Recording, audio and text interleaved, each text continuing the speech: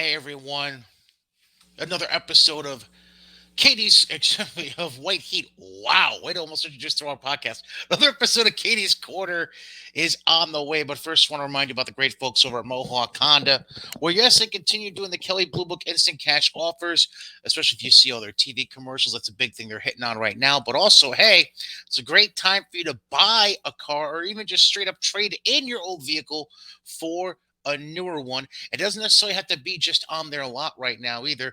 They can surge up and down the entire eastern seaboard to make sure they find not just a vehicle that fits your budget, but also fits your lifestyle, whether you're single, engaged, married with kids, whatever it may be. They are willing to hook you up however they need to. The real opportunity right now is either trading in or selling your vehicle because Mohawk Honda buys cars. And in some cases, you may be able to sell it for more than you paid for it. The supply chain is still facing challenges, which is creating a selling opportunity for you, whether it's with Cars with Kern Svoboda, our boy Luis, the VIP man Morales, my boy C-Mac, Cam McKenna, or just talk right to the leader in charge, the man of the hour, the tower of power, too sweet to be sour, General Manager Greg Johnson. They're all over at Mohawk Honda, Freeman's Bridge Road in Scotia, where they want to buy your car and maybe even turn around and give you a newer one, especially the 2022s. They're going to be starting to sell like hotcakes before they get towards the 2023 lines coming out in the fall and winter. Mohawk Honda, Freeman's Bridge Road, Scotia, where they always go out of their way to please you. That being said, episode 55 of White Heat. I tried. I don't know if that really was executed very well, but I You tried. sure you got the right name? Fuck you. Keep that baseball shit over on the other channel. Yeah, fuck you. It's White Heat. Yes, it is. That's JJ Alexander. I'm Brian Katie. We're ready to rock and roll. Real quick though, I just wanted to before we get into our normal angry selves for 2 hours, I did just want to start the show by acknowledging the passings of Dave Hebner and Tim White. Yeah. Dave, a little more well known for his time as an agent and appearing for numerous years, to break up brawls and everything like that, but also was a referee in his early days. Obviously, the most well known thing being the whole thing with him and Earl and that Saturday night's main event with Andre and Hogan when Andre won the belts and sold it off the $1 Million Man, all that jazz. Mm-hmm. Tim White, I would say he's got a couple claims to fame. I'd say the biggest one being obviously him being essentially the best friend of Andre the Giant, traveling up and down the roads for years and years. Yeah. And obviously how emotional Tim White got during the Andre documentary that was done with HBO and WWE. But Tim, very hard to find anyone to say an ill word about either one, especially Tim. They were well respected and loved in the wrestling community, especially in the WWE community.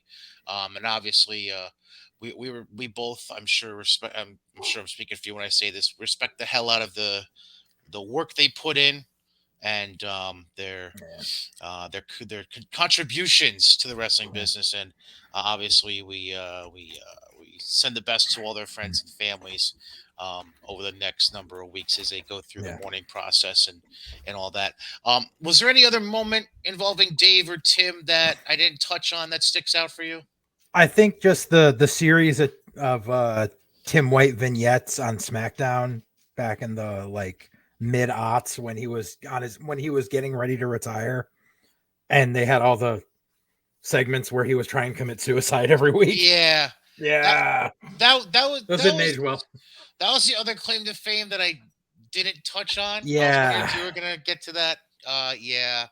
That's And refresh my that's memory. More creative thing, I think, than anything else. Refresh my memory because I saw some debating about this and I don't remember. So Dave wasn't implicated when Earl was fired too, was he? Because remember, Earl Hebner got fired because he was selling merch out of his trunk. Right. I thought that was just Earl being brought up about. Yeah, I thought that was just Earl and not Dave because there seemed to be people who are like blah blah blah blah blah. They did this. I was like, no, that was Earl. Like it wasn't both of them. So yeah. Yeah, I don't recall any. I think Dave had been long retired since then.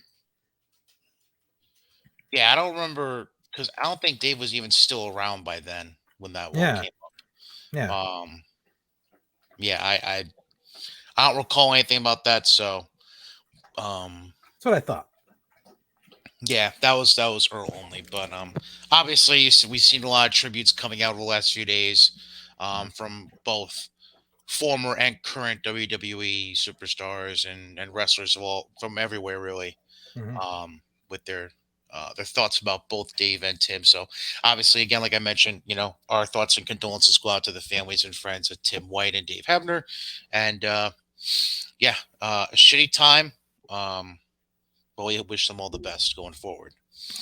That all being said, let the yelling and screaming commence. So I'm gonna roll through this quick, and I don't know. Yeah, I just yeah, so yeah. so so Impact has 6 championship belts, and 4 of them changed hands in one night, with one of the two that didn't change hands happening in the pre-show.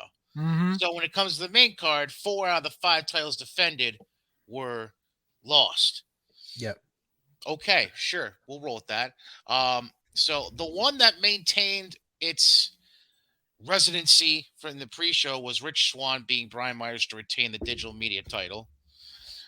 Um, the other part of the pre-show, did you see or hear about this reverse battle royal concept? Yeah. Oh yeah, I've been yeah, that was an old Russo throwback, and I was like, why? Like I heard about it like 2 weeks before the pay-per-view. I was like, why the fuck are they bringing this back? Because and freaking Cornette just talked about it on his podcast. He like went over like the rules of it and how stupid it was. So stop me if I'm wrong at some place, but here's essentially the way I understand it.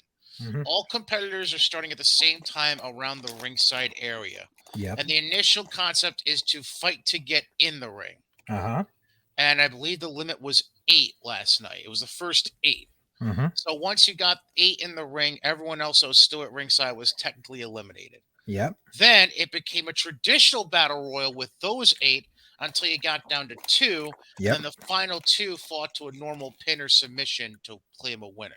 Correct. Okay. And of course, Shark Boy wins because fuck my life. And the Uh, winner gets a title shot. So we're gonna get to see Josh Alexander versus Shark Boy. it's a good throwaway match for an Impact. There we go. Um, so because it's Slammiversary, they were really playing up the whole 20th anniversary thing, and you'll you'll hear who I mentioned appearing, and it'll all make sense.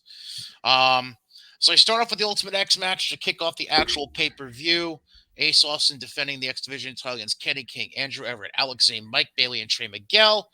Yeah, Andrew Everett was replacing someone. Um,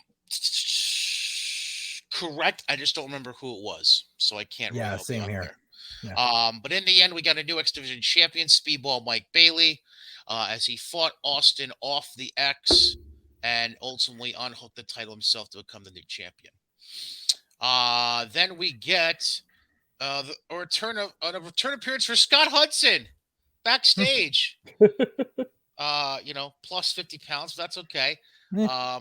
So he interviewed the Impact Originals, which there were only 4, by the way, originally announced for the 10-man tag, which were the Yep. Motor City Machine Guns, Frankie Kazarian, and Nick Aldis. Mm-hmm. Um, and then Sting had a pre-tape that was played, reflecting on his time at Impact and wishing them 120th anniversary.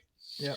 Then our second title change of the night as the Influence, Madison Rayne and Tennille Dashwood lost their Knockouts tag team titles to the team of Rosemary and Taya Valkyrie. Right. That's Ah. interesting team. Sure, we'll roll with that. Then Kurt Angle has a pre-tape promo about 20 years for Impact. Mm-hmm. And then we get a Monsters Ball match. Was there even one advertised? Apparently, Sammy Callahan and Moose was Monsters Ball. Okay. So we're just gonna are we just gonna start throwing around Monsters Ball matches like AEW throws around ladder matches now? Is that what we're doing? Apparently. Because this is the second Monsters Ball match in less than 3 months, if I recall. Like a month. Like 2 months, honestly. Yeah. Yeah. And Um, the whole thing is the entire concept of the Monsters Ball. The original concept was interesting, but it's all smoke and mirrors. It's just a fucking hardcore match. It's just when they first announced it and they did the whole and originally Monsters Ball match was more than two people. It was always three or four. And the whole thing was you're locked in a room with no light or sound for 24 hours prior to the match. Because I remember the first Monsters Ball match was Monty Brown, Abyss, and Raven. And they all played up like coming out into the crowd and being dazed and confused and shit because they were in the dark and they have to readjust to the light and blah, blah, blah, blah. And then it worked because that's when they were in the impact zone and they didn't tour. This just doesn't work. It's just a hardcore match. yeah. Yeah, basically. Sammy ends up beating Moose, by the way, to win the match. Good. Although they kind of played up the Monsters Ball thing, I think. Yeah, they still they so they almighty. They actually wrote in the recap to start off. They wrote after being trapped in isolation for 24 hours. Yeah. So they probably tried to still play that up. I don't know.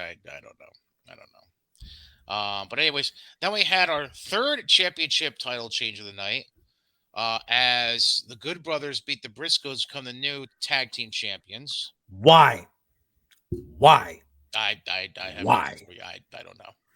But the Briscoes just hold the fucking belts for what, 3 weeks? Essentially, So in real time, 1 week because because they tape 3 weeks in advance. essentially, yeah. And then tell me, Fucking yay! and then tell me if this makes sense. Uh, They all have a beer. yeah, because America's Most Wanted, Chris Harris and James Storm come out to celebrate the 20-year anniversary, and they do it by having a beer with the other four guys that just fought. Yeah, because the Good Because Brothers, the heels, are just gonna. Yep, let's all have a beer. right, I I hate it here. yeah, you're yeah. Then they played some kind of package around Don West and Mike Tenay, I guess, is what it looks like. Yeah, because Don West couldn't be there or do like because he's fighting off the brain cancer. Oh, right. Right, right. Then they had Christy Hemme appears as a special guest ring announcer for the 10-man tag. Yay. They had Scott D'Amore on commentary for the match. And then, after they had introduced the first 9 people in the match, they had Dixie Carter introduce the final Impact Original. And the Impact Original was Oh yeah, I saw this. Davey Richards. Yep. Yay. So the teams were Eddie Edwards, Taven Bennett, Vincent PCO for Honor No More against Sabin Shelley, Kazarian, Nick Aldis, Davey Richards. Match comes to an end when Tracy Brooks jumps the guardrail and takes out Maria from ringside because she was on the apron. Mm-hmm. Then Kenny King tries coming out to get involved for Honor No More, but D'Lo Brown comes out, nails him, hits the sky high on him. Mm-hmm. And then Sabin takes out PCO with the cradle shock. And Earl Hebner, by the way, was the referee for this match. Yep. Earl makes the 3 count, giving the victory to the Impact Originals. Then, clusterfuck. oh, by the way, an AJ pre-tape. Yep. Wishing Impact a happy anniversary. Yep. Then we get to the Queen of the Mountain match, the first of its kind for the Knockouts World title, as Tasha Steelz was defending against Deonna Purrazzo, Chelsea Green, Jordan Grace, and Mia Yim. Couple interesting high spots, like Mia Yim doing her best Shelton Benjamin impression, walking up the ladder to do the front flip onto 2 opponents. Mm-hmm. Purrazzo and Green got pushed off the top of the ladder at one point through tables on the outside. Mm-hmm. When you can clearly see Purrazzo talking right after the fact, like nothing had happened. Yep. But whatever. That's Deonna for you, I guess. Mm-hmm. In the end, the fourth and final title change occurs of the night as Jordan Grace walks away Yay. as the new 2-time Knockouts champion after she pins Tasha Steelz using the Grace driver to send her to the penalty box, and then grabs the belt, hangs it up, wins the match, becomes the champion. Mm-hmm. Let's see what else here. And then finally, what?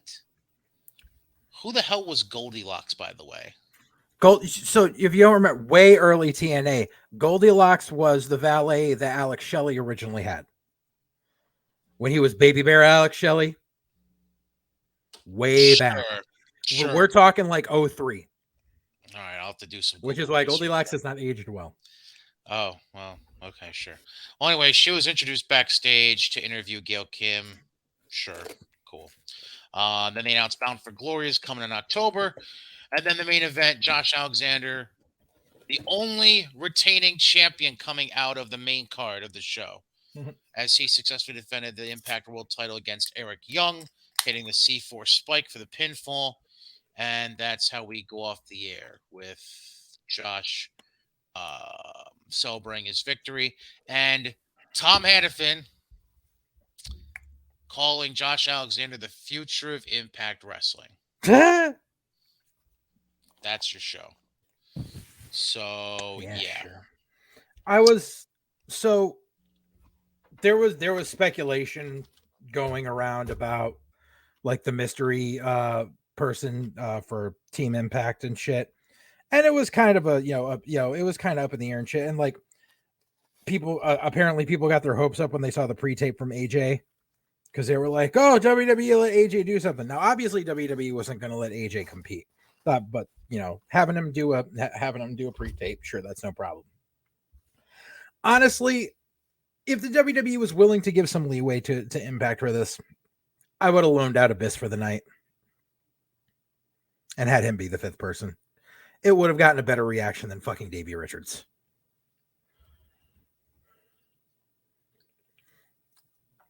Because Davey was in Impact for what? A fucking cup of coffee.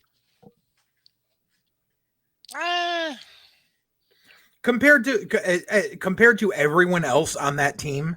well, yeah, true. By the way, one name that people were probably thinking about showing up was Samoa Joe. And um, apparently, uh, Joe went to Twitter last night to explain why he wasn't there. Because he couldn't get enough time to paint a dick on his face again.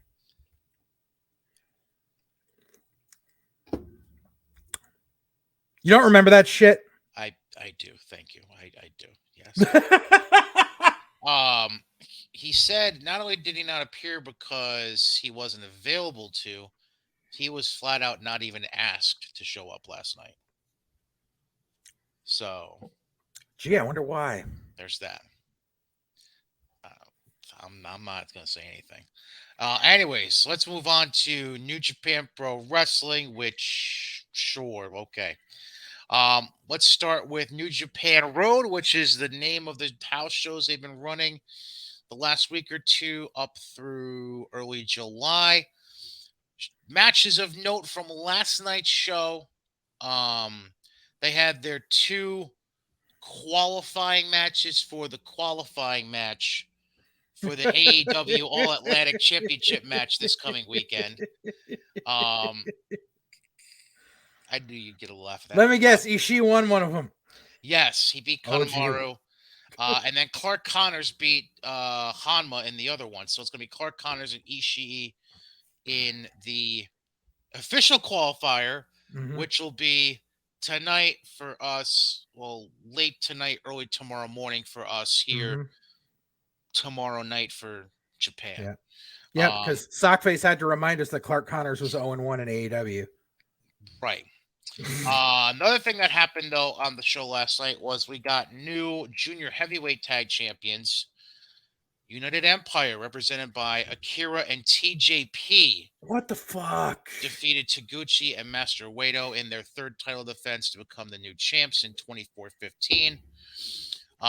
In the meanwhile, also scheduled for tonight/tomorrow's event in New Japan, along with that qualifying match, is Hiromu Takahashi getting his Best of Super Juniors winning title shot for the junior heavyweight title. He'll be taking on Taiji Ishimori, which is Taiji's first defense of the title, by the way, since winning it. So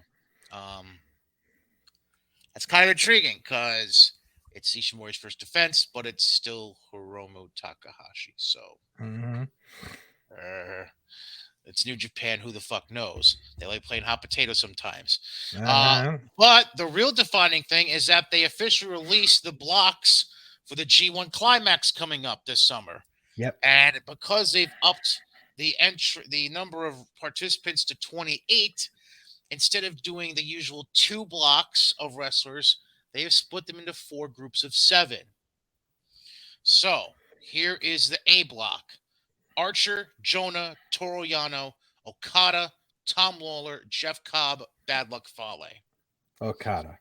B block, B block: Taichi, Tamatanga, Ishii, the current heavyweight champion Jay White, Sonata, Great Khan, Chase Owens. Jay White. C block: Kenta, ZSJ, Goto, Tanahashi, Naito, Hanare, Evil. ZSJ.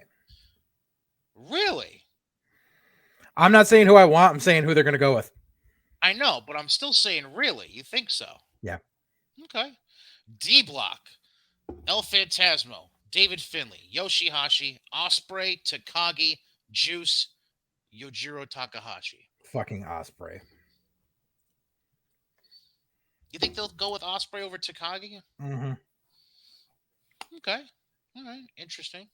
But those are your blocks. And the G1, I believe, starts right right after the 4th of July, I believe. Yeah. Could be wrong, but I believe that July 15th. There we go. July 15th is when it starts, and it'll run all the way up to, give me a second here, all the way through the middle of August. So just over a month. August 18th is the finals, which is a Thursday, by the way. Thursday, August 18th. I don't understand why the champion is in the G1.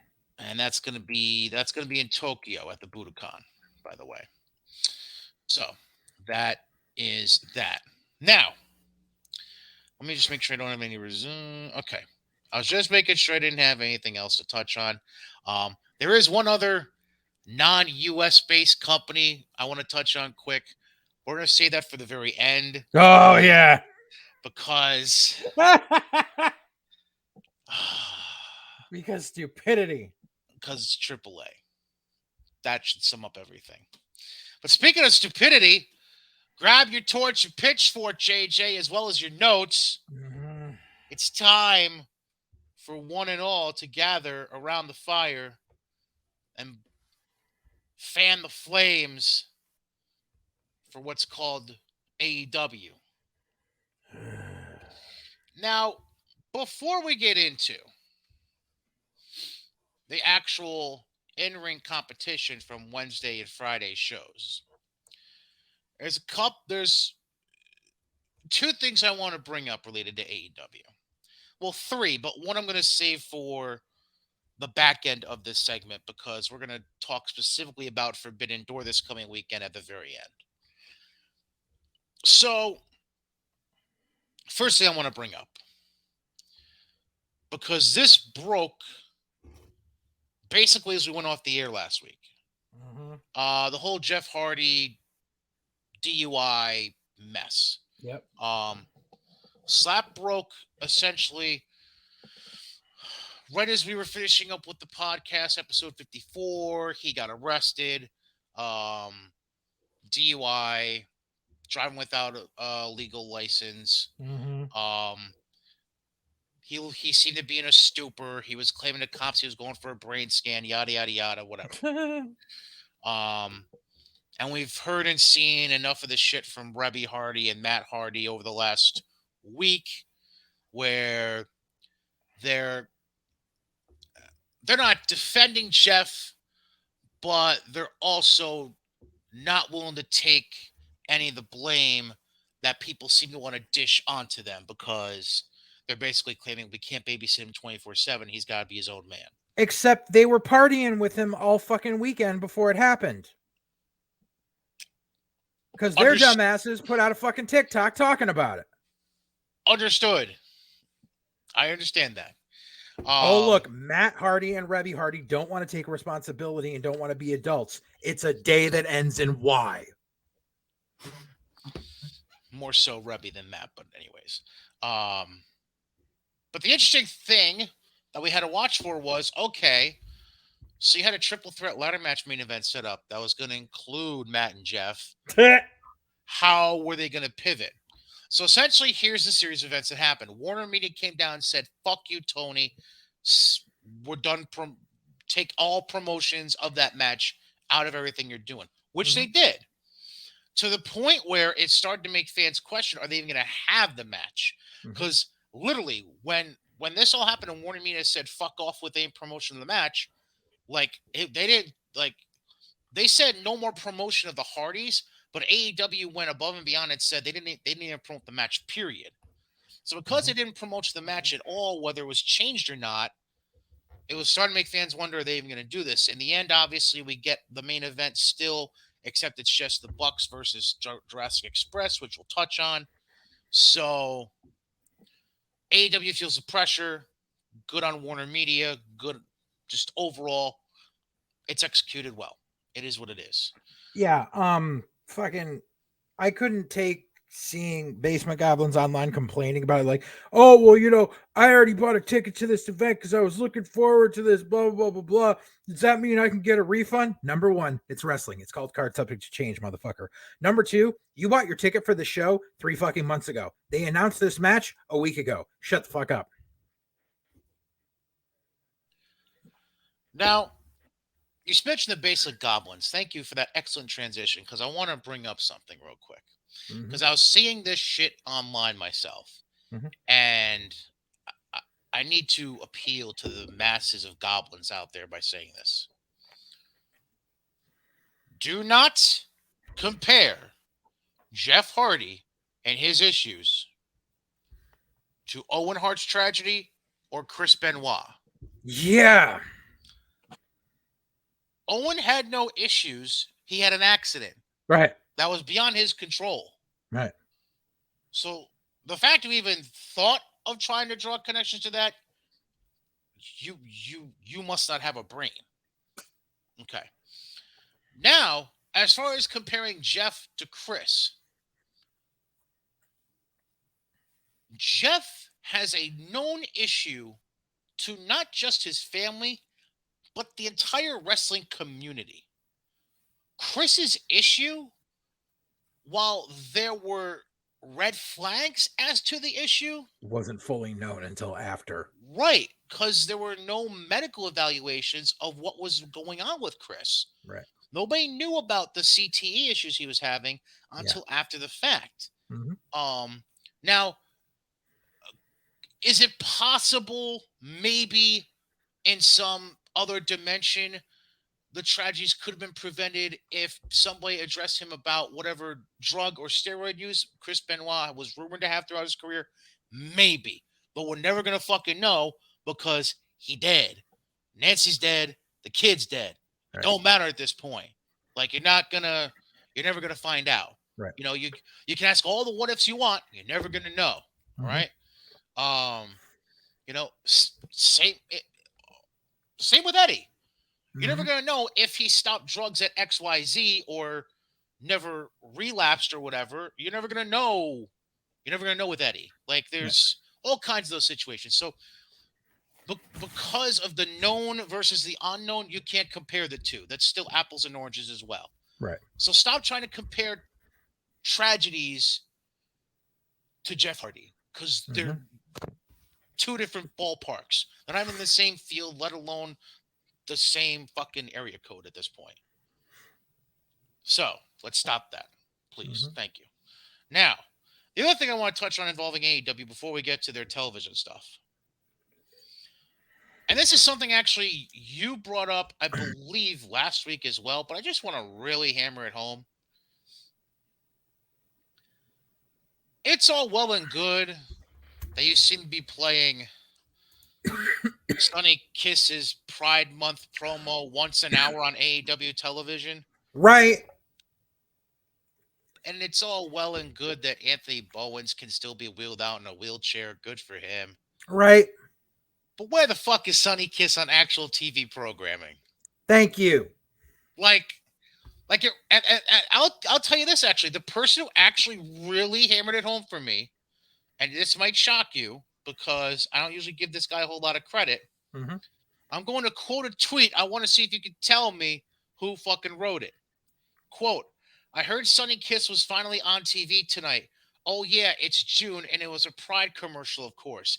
Hasn't been in a match on TV in like 2 years. Cut the bullshit, end quote. Joey Janela. Yep. Joey fucking Janela is being the voice of reason Right. about Pride Month. Right. The fuck? Like, bravo, Joey, first off. Second of all, AEW, what the fuck? Mm-hmm. There's a reason I put this every week for you. Like, even if it's just a squash, like, I don't care. Mm-hmm. Just give the guy 6 to 8, 8 The to 10. last time Sunny Kiss was on AEW Dynamite was against Cody for the TNT title during the empty arenas. Fuck. That's how long it's been since Sunny Kiss has been on Dynamite. And I'll be honest, I totally forgot he even got that title shot. Exactly. That's how long it's been. Jesus H. Wow. Mm-hmm. And the thing, like, I've talked to some people who, because I mentioned that shit, when it happened. And basically, like, Sonny is a victim of politics there. And it's not Warner Discovery politics, because this has been going on long before Warner Discovery came along. Yep. Basically, and here's a fourth wall breaker for you. As much as Tony Khan says that he does everything and he wears every hat in AEW, Tony, fucking, what do you call it? There's agents there, and there's writers there, not script writers, but writers. There are writers there. And every time, because, they're like, oh, AEW gives guys creative freedom, blah, blah, blah. Every time Sonny has approached them with something, every week for the past 2 years, Sonny's been shot down. But here they go. Let's wheel out Sonny because it's Pride Month. And we've got to beef up fucking, like, the footage, the slow-mos they used of Sonny were from like the first 2 AEW pay-per-views. Like, because Sonny's been on YouTube and that's it. And that's a fucking tragedy. Like, I know some people don't like, people think that Sonny's a joke and Sonny's a gimmick wrestler, blah, blah. Sonny, like, put aside character. Sonny is an amazing in-ring worker. And a lot of people, it's one of those things where people look at the gimmick first and the worker second. And they think just because this is the gimmick, that means they can't work. I've come across a lot of people in my travels where people think, oh, this is what they do, so they can't wrestle. And that's not the case. Sonny Kiss, Len Oddity, Matt Tremont. People think, oh, all they do is X, Y, and Z. No, all these people, if you were to strip all of that away, are still phenomenal fucking mat wrestlers. And Sonny don't get a chance until they need to fucking do the corporate branding bit.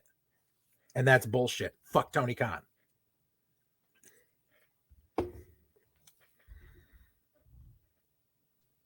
Not for nothing. You know who else hasn't been on TV, and I just thought of this? Oh.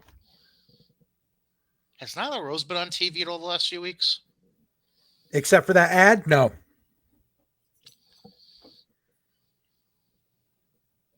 But they can wheel Anthony Bowens out every week, who's injured. Mercedes Martinez is pretty... Oh, yeah. Yeah, Mercedes ain't been on TV either. And she's the Ring of Honor Women's Champion. Yep. Oh! Brain hurts. My brain hurts. I think, honestly, the only lesbian, gay, bi, pan person, aside from Anthony Bowens, that's been out there is Tony Storm. Oh, yeah, I keep forgetting Tony's bi. Like, I'm trying to think if there's anyone else, and I can't. No. Yeah, I got nothing. Nope. Oh man, I give up. All right, So we get to they were in what, Minneapolis, I think, right? No, SmackDown was in Minneapolis. They Oh were no, in they were St. in St. Louis. Louis. Sorry. Yeah. Shows you what I watched most recently off my DVR. And trust me, the anyways, um, so we're in St. Louis. Opening match: Jericho beats Ortiz in a hair match with help from Sammy Guevara dressed as Fuego del Sol. Ugh. Ortiz cuts his own hair while Kingston just yells inanimate things into a microphone. Aside from the words "blood and guts," that's pretty much all I got out of it. Yeah, that's all it was, and it was like it was just ridiculous and friggin'. So it's like, okay, so now we put Sammy back with Jericho because we have nothing else to do with Sammy Guevara. So we've got to put him. It's like, oh, Sammy's annoying. Let's put him with the other most annoying fucking act we have on the card. But is it weird for me to think that he himself personally, along with Ty, I think if they kept going the way they were going, I'd even argue they were more over as actual legitimate heels and more hated than the Appreciation Society because it's Judas and it's Chris Jericho. Yes, true. However, this is the problem that they have is they pigeonholed themselves with that whole Sammy can't fight for the TNT title ever again as long as Scorpio Sky is champ. So now they're like, shit. Now what do we do with them? Because Sammy was always, let's plug him into the TNT title picture. Shit, we can't do that now. He's not big enough to go into the AEW title picture. We don't want to put him in the All Atlantic title picture because apparently that's going to be the Workers Championship, even though every title in AEW is supposed to be the Workers Championship because they're all supposed to be sports based. So where do we put the fucking sports entertainment kid? Let's put him with fucking Chris Jericho again. Although I don't like that logic because they were willing to consider Dante Martin for the world title picture, but they never. Never mind. I'm gonna shut the fuck up. By the way, congratulations! That might be the first time I ever saw in pro wrestling where a wireless, cordless razor actually fucking worked for fucking hair. I don't know how they fucking did it. I don't know where they bought that razor, but I will give you that one thumbs up, Manscaped. AEW. Congratulations. Maybe cut your hair and your balls. Then we get Wardlow defeating 20 plaintiffs. Dude, Yeah. what the fuck was up with that whole thing? What the fuck was up with that whole thing? It was 5 minutes of lariats and power bombs. Well, okay, number one, the People's Court entrance was stupid as shit. Dude. I don't even want to know how much Tony Khan paid to use the People's Court theme for that. Like, this is why WWE will do knockoff shit. You know what they're aiming at, but it's like they're not throwing away frivolous money on shit like the People's Court theme. Right. So then we start off, and you've got everyone on the apron, and like Wardlow goes over, goes boom, and like 4 guys fall off the apron without even having getting in the ring, and they're like, "These 4 have been eliminated." What?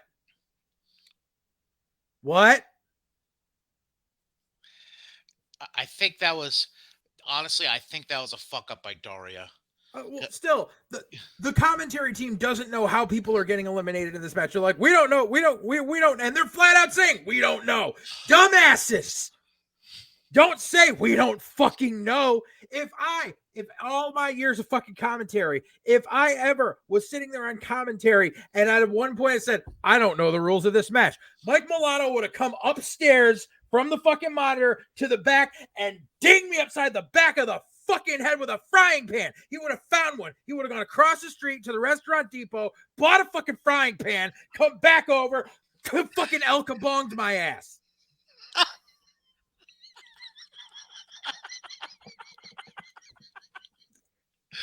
Oh God. Oh man. Oh, every time we reference Mikey here, I feel like I laugh my ass off. And so then it's like, but yeah, it was and boy, it was my over under way off. On what? Remember I called you, I said, you want to take the over the under on 45 power bombs? It was only 14. Yeah. Yeah, because they didn't drag it out for 20 minutes. Plus, like, they were trying to fucking they were trying to do Goldberg and Roman at the same time. So it was all like, oh, he's stacking body. No. There was a difference when Roman did it with Edge and Danielson. It was 2 guys. You can't if you were in a match where you were number one, no one's ever going to be in a match where they have 20 fucking opponents. Number two, you can't take one guy who's on his back and take four guys who are on their stomachs and put them on top of the guy who's on his back. And when that guy on his back gets pinned, that means all five guys are eliminated. That's not how that fucking works. Shoulders to the mat. The most basic bitch fucking rule of fucking professional wrestling is shoulders to the mat. You couldn't even obey that one fucking rule. Fuck you.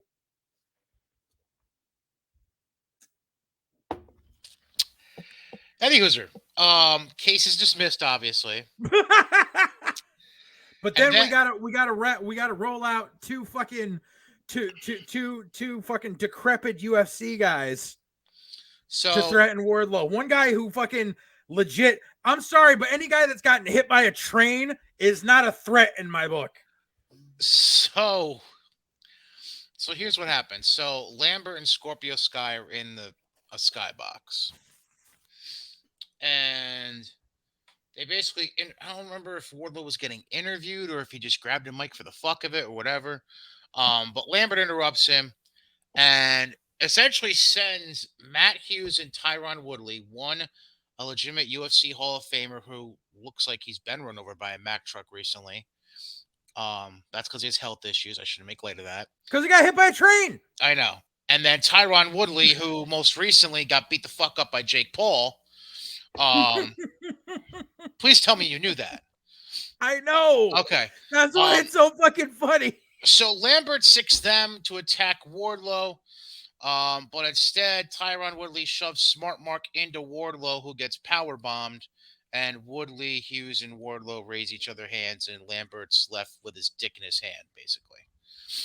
Sure. Then we get Ospreay beating Dax Harwood in a one-on-one match. With a brawl after the match involving UE, FTR, and Roppongi Vice. And then the return of Orange Cassidy, which ended the brawl because everybody decided to clear out, and Ospreay was the only one left in the ring when Cassidy came out. They had a face-off, and then Ospreay rolls out of the ring. You're shaking, you're convulsing, are you okay? I can't. I fucking can't. It was everything you love in one segment. What's wrong?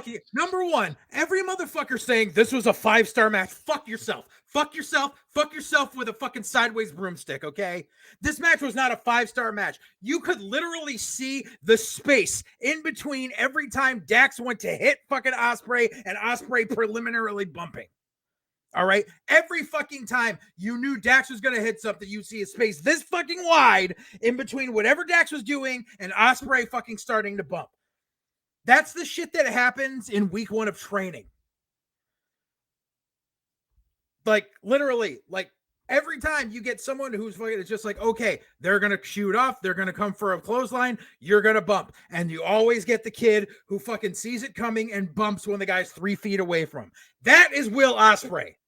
Every fucking one of you that thinks that fucking grape apologist botch spray is the fucking greatest wrestler on the planet, go fuck yourself. All he does is preliminarily bump. That's all he fucking does. And I'm sorry, this match was nothing fucking special. Jesus fuck. Jim Ross, I know Jim Ross has had a storied career, but Jim Ross, go fuck yourself. To sit there and compare Dax Harwood to Blackjack Mulligan because they both have a mustache, fuck off. That's the only comparison between Dax Harwood and Blackjack Mulligan. If Blackjack Mulligan had ever fucking said half the shit Dax Harwood has bitched about, Blackjack Mulligan would have gotten shot in the fucking head by a family member for being that fucking stupid. I'll get to that in a bit. I fucking can't. And then giant ass clusterfuck afterwards, where we got to bring out United Empire, this, that, the other thing, and then we bring out Pockets again. And now I've said Jim is a very nice guy. Jim's a solid worker, but who the fuck is paying to see Will Ospreay versus Pockets? I mean, who the fuck's paying to see Will Ospreay do anything? But I mean, seriously, what is this? What is this? It's everything you loved in one segment. It had pockets. It had Osprey. It had a Roppongi Vice. Why don't you just have Osprey versus Danhausen? Like, all right, that's a little insulting. That's that's a little insulting. this is the only difference, all right? Here's Osprey versus Pockets. Kick. Here's Osprey versus Danhausen. End of story. Same match.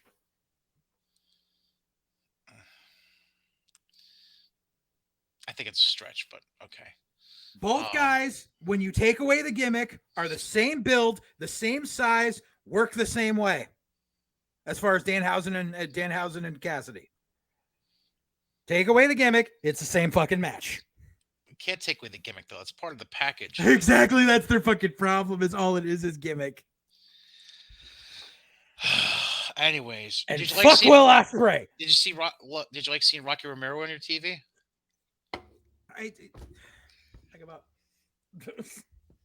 I told you it was everything you loved all in one segment of like 3 minutes. Ugh. Anyways, so we get a promo package from Mox and Tanahashi. Then Mox and Tanahashi come out for their in-ring. It was really a Mox promo, and then Tanahashi was about to speak, and then because we didn't have 85 people in a clusterfuck in the segment before, right? We've got to do 85 people in a clusterfuck again. Right. Jericho shows up and interrupts them. Tanahashi does his best to say "shut the hell up," basically. So then JAS jumps Mox and Tanahashi, and they're joined by Lance Archer and El Desperado from Suzuki-gun because apparently they're on loan to Jericho for Forbidden Door. But that's the thing. They're not on loan to Jericho for Forbidden Door. They were on loan to Jericho for last night. Or for Wednesday night. That was it. Right. Because it's not them in the match of Forbidden Door. Right. It's Jericho and Minoru Suzuki. And yeah. Reasons. That's all I gotta say. Reasons. Because we have to find a way to shoehorn Minoru Suzuki into Forbidden Door, because what did I fucking say the minute they announced Forbidden Door? Right. No, you're right. You're right.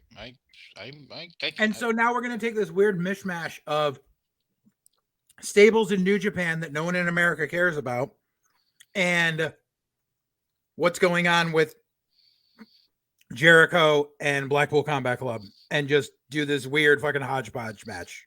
Correct. Where it's Jericho, Suzuki, and Guevara against Red Shoes' kid, Wheeler Yuta, and Eddie Kingston. Yeah. What the fuck? Like, literally, when Jericho first named off a Japanese name, I was like, who the fuck is that? I didn't realize who it was until he said it was Red Shoes' son. Right. I got nothing for you. I got nothing. Then we get a promo package for Darby and Red Dragon, because Darby and Bobby fought on Friday night on Rampage, which we'll touch on in a moment. Then Miro submits Ethan Page to advance to the All-Atlantic title match at Forbidden Door. Can you tell me something?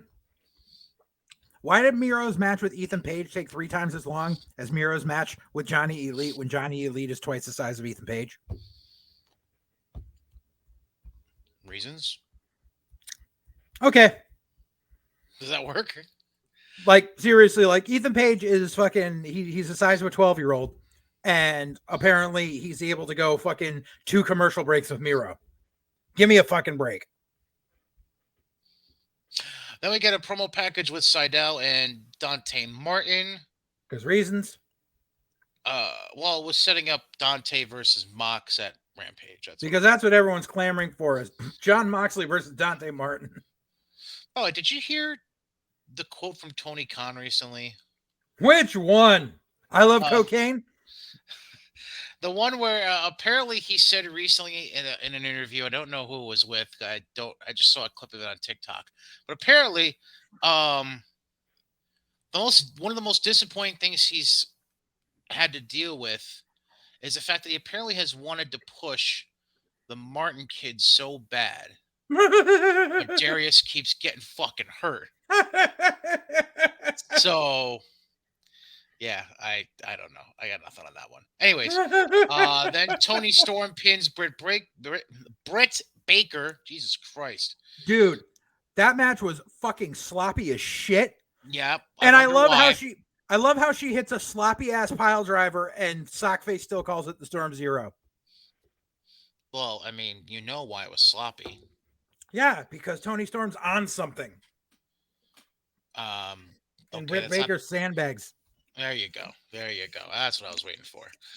Then we get Stokely and Willow pre-tape backstage with Tony Storm as Willow accepts the open challenge for a TBS title match on Rampage. Then we get Hangman cutting a promo in the ring. He's interrupted by Adam Cole.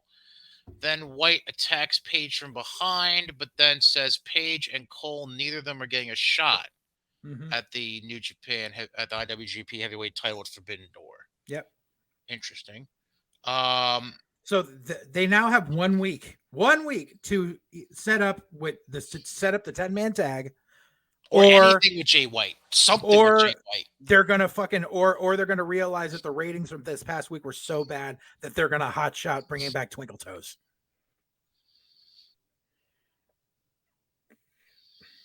Or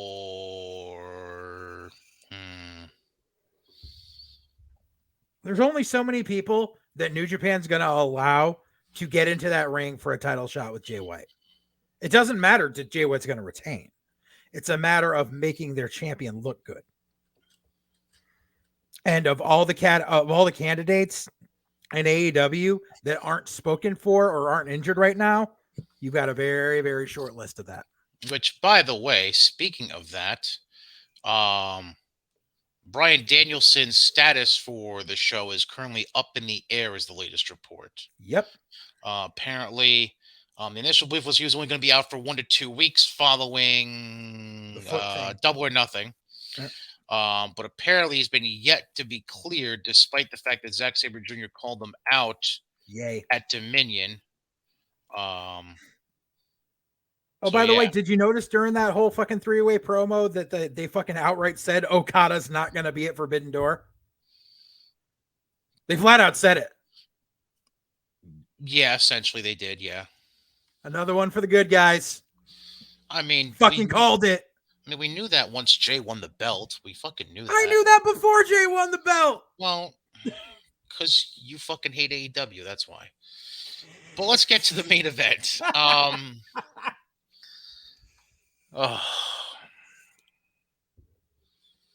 Can we just call the main event for what it was? Terrible? Okay, sure. That's not what I was going to go with, but sure. Yeah, terrible's an appropriate word. It was just 20 minutes of the Bucks putting themselves over. It was.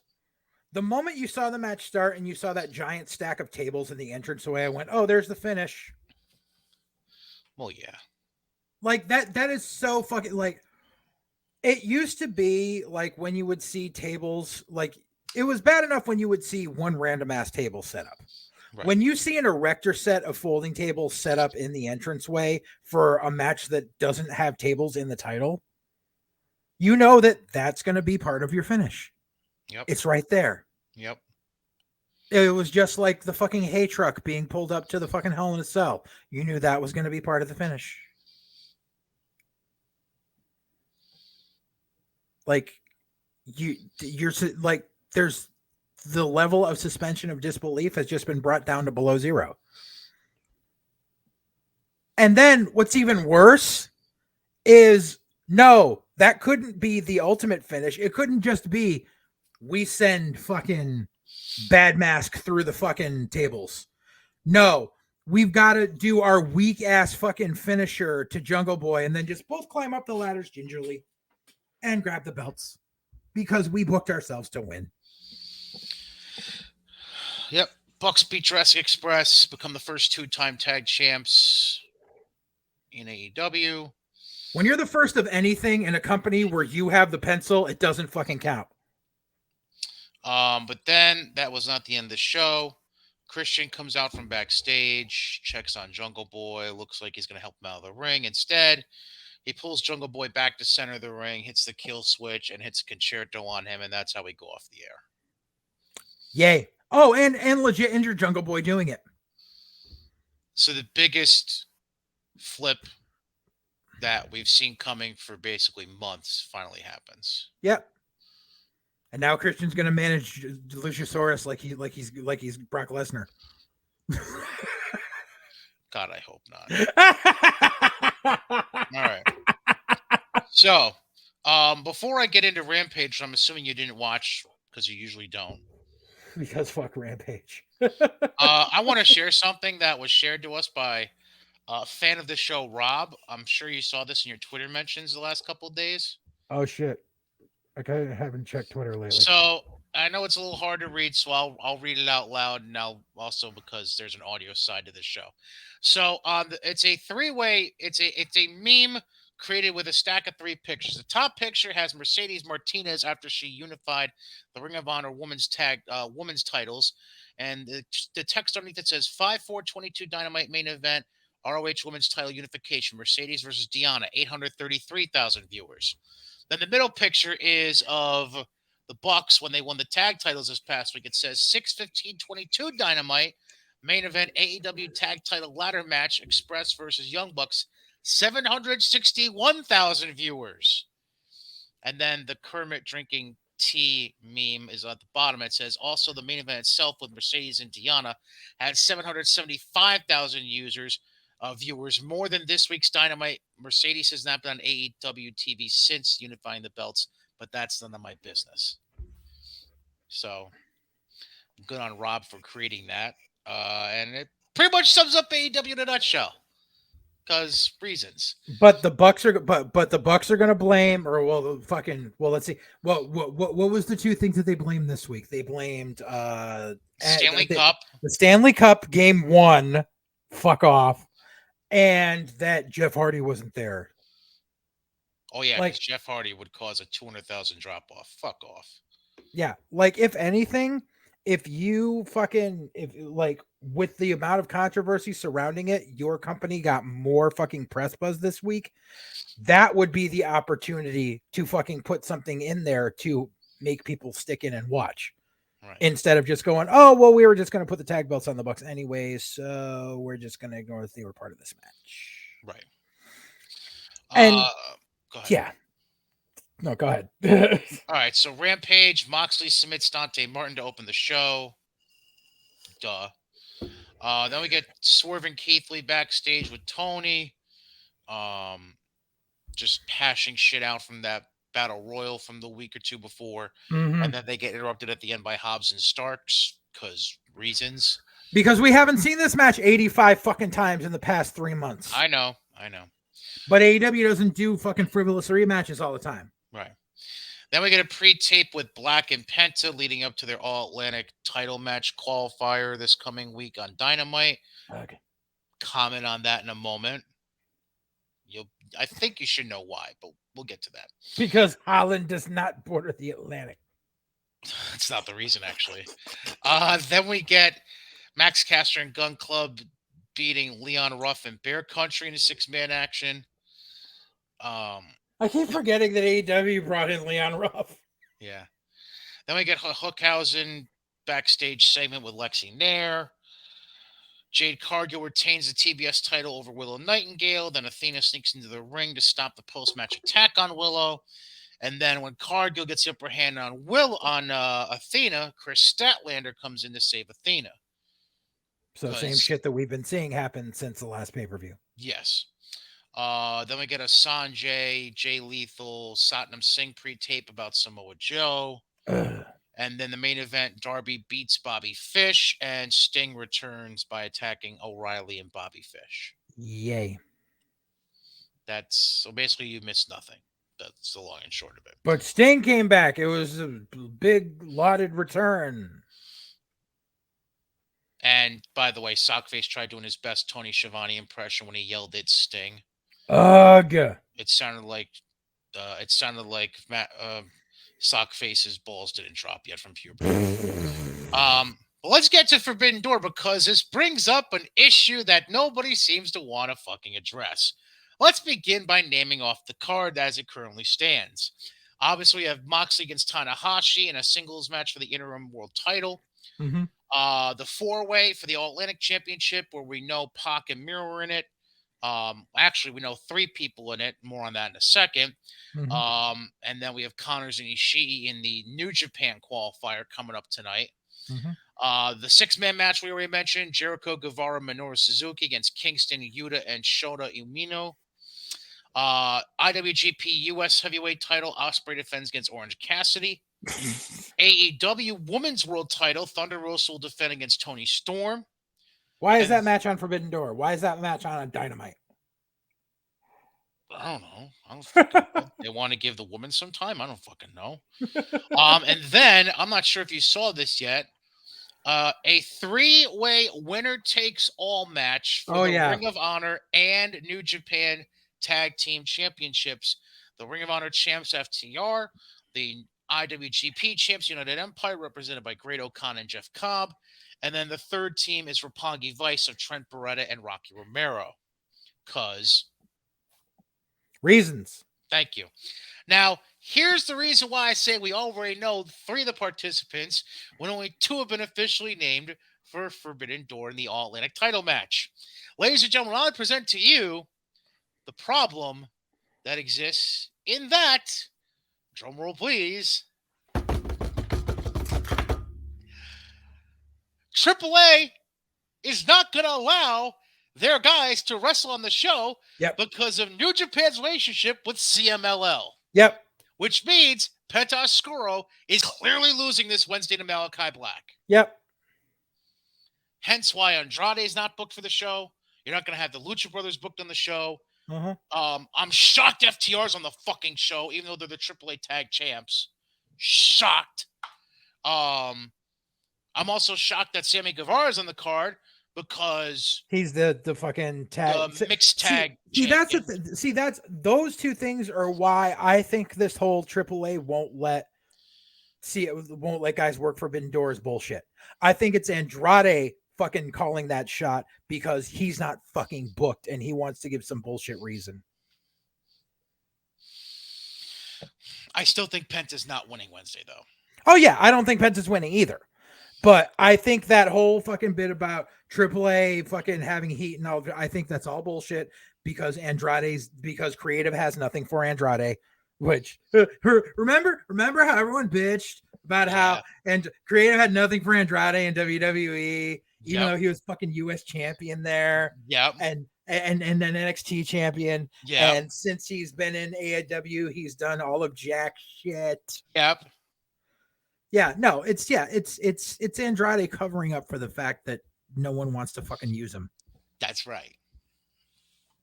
Yeah. That's right. Right, because the thing is, what do you call it? Because like I was because like FTR would be like, man, here's a near there, but the fact that FTR and Sammy is on it, no. There is no fucking heat. It's all made up. And here's what's going to be the real telling sign is whether or not Kenny ends up being put on the card eventually. Exactly. So if Kenny ends up being on the card for any reason, then obviously you can call it all bullshit. Right. If not, then it leads to debate, but I kind of lean towards you, honestly. Mm-hmm. And as far as this fucking winner take all tag match, Jesus fuck. Once again, why? 10 pounds. It's 10 pounds of shit in a 5-pound bag, but this is what's going to happen. This is Tony Khan's region of thinking. United Empire is going to win the fucking ROH tag belts. They're going to pin Roppongi Vice for them. And so then what's going to happen is you never pinned us for the belts. We want our titles back. But not only that, what happens is this Ring of Honor show that's supposed to happen in Lowell at the end of July. That'll be the big selling point will be United Empire versus either versus FTR or versus fucking Red Dragon and put the fucking ROH belts on Red Dragon so the fucking Undisputed Elite can have all the fucking belts they fucking want. Except the Owen Hart belt doesn't count. Right, but still, the Bucks got the tag belts again. Fucking. Oh yeah. So now Red Dragon can have the fucking secondary tag belts, and FTR can just go off and have 5-star matches. They don't need titles. But they can just have 5-star matches. That's That's if the show in Lowell even fucking goes off. It's June 20th as we're recording this. The I know show's this. supposed to be in a fucking 5 weeks. Yeah, I know this, and you know this. And you know something? If the Lowell show doesn't happen, it'll be a giveaway on fucking Rampage. Did they even fucking announce tickets being on sale for this thing? Probably not. Are tickets even on sale for it? I don't think so. Jesus, Mary and Dude, Joseph. we're fucking 9 days away from this pay-per-view and they don't have a completely fleshed out card. 5, not 9. 5 days away. Sorry, you're right. I keep forgetting. You know why? It's because I didn't watch Dynamite when it came on. I watched It'd be it 6. last night. I apologize. I It's on watched it Sunday. I watched it last night, so I'm still in that mindset. Yeah, Yeah. but that's why. I'm sorry. It's 6 days away. I forgot it's a Sunday. My apologies. 6 days away. Still. So whatever. They by the way, speaking of not being sold out, even though they advertise to claim they're sold out on all their TV shows, if you are looking for tickets to the United Center for Forbidden Door, one place you could probably take a peek is SeatGeek. This summer, if you're looking to buy tickets for your favorite band or sports team or the United Center for Forbidden Door or anything else, make sure you check out SeatGeek. That's SeatGeek. SeatGeek.com. Search for the event you want to buy tickets for, and if your total ticket buy is over $50, use the promo code GOZ. That's GOZ. They get $20 off your purchase, including any of the obstructed seating for Forbidden Door. Again, any ticket purchase over $50 at SeatGeek.com. Use promo code GOZ and get $20 off your order. Save some money and enjoy the summer by using SeatGeek.com and the promo code GOZ. That's GOZ. Yeah. That being said,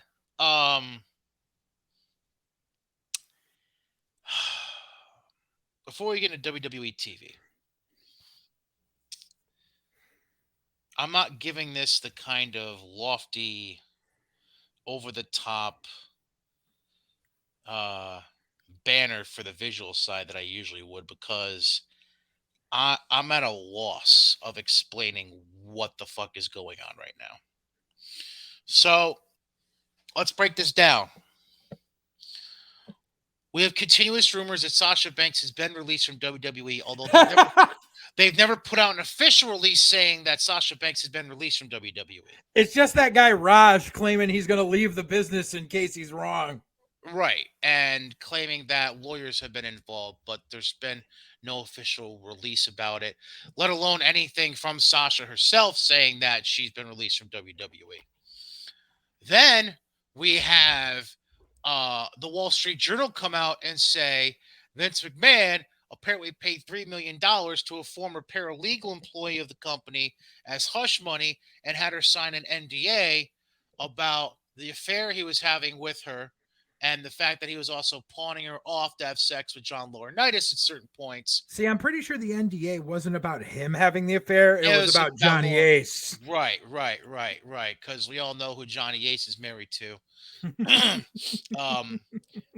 For those of you who aren't keeping up with the red strings and the pictures on the wall, Johnny Ace is technically the father-in-law of Bryan Danielson, because Bryan married a Bella and John married the Bella mother. So yeah, fuck all, right? And then on top of that, which isn't getting nearly as much talk but should, Kevin Dunn is being accused of insider trading because he traded a shit ton of stocks in WWE right before the news came out about the Wall Street Journal article with Vince McMahon and John Laurinaitis. So technically he's not being investigated by the ACC, but I'm pretty sure there is an internal investigation going on. Correct. There is an internal investigation going on. So to all of this, JJ, I have a very simple question for you. Yeah. It can be summed up into 3 words. What the fuck? If you wanted WWE to turn into an episode of the show Billions, I think you just fucking got it. I mean, you know something? That's not my biggest what the fuck of the week on this. And now there's talk about, like, I guess Vince and Linda separating, and and somehow this led to rumors of Steph and Hunter separating, although that makes that that makes no fucking sense whatsoever. And then Vince steps down as CEO, and for the interim, he appoints Stephanie as the CEO. And now I'm sure Hunter's like, "Give me back NXT, Stephanie." And I don't fucking know, but I mean, Jesus H, what are we doing? What are we doing, JJ? I don't know anymore.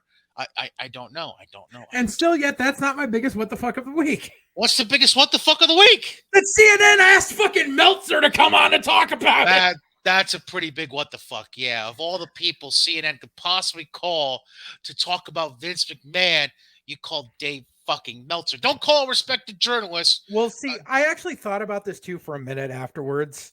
I just thought it was because like I saw the fucking screenshots of Dave with his fucking gamer headphones sitting there talking, and like I'm like, dude, why the fuck? But then I had to sit there and think about it for a second.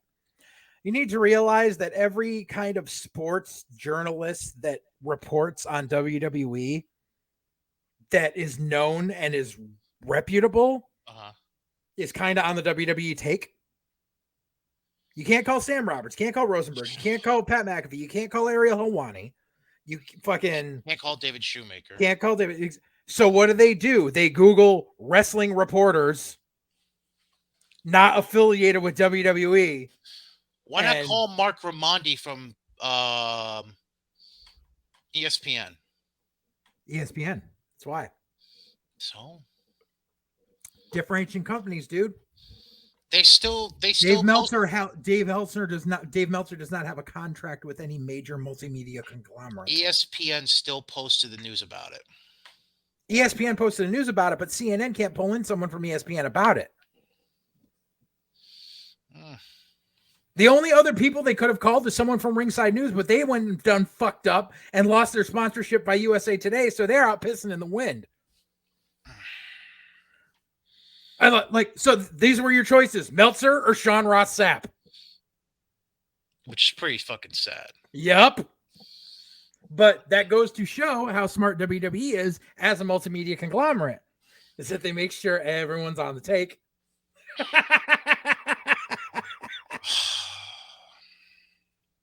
But so, yeah, CNN ended up having the fucking king of the basement goblins as their source, who sat there and umm'd his way through 12 minutes worth of fucking cringeworthy TV. It's pretty fucking disgusting when I think about it. Yep.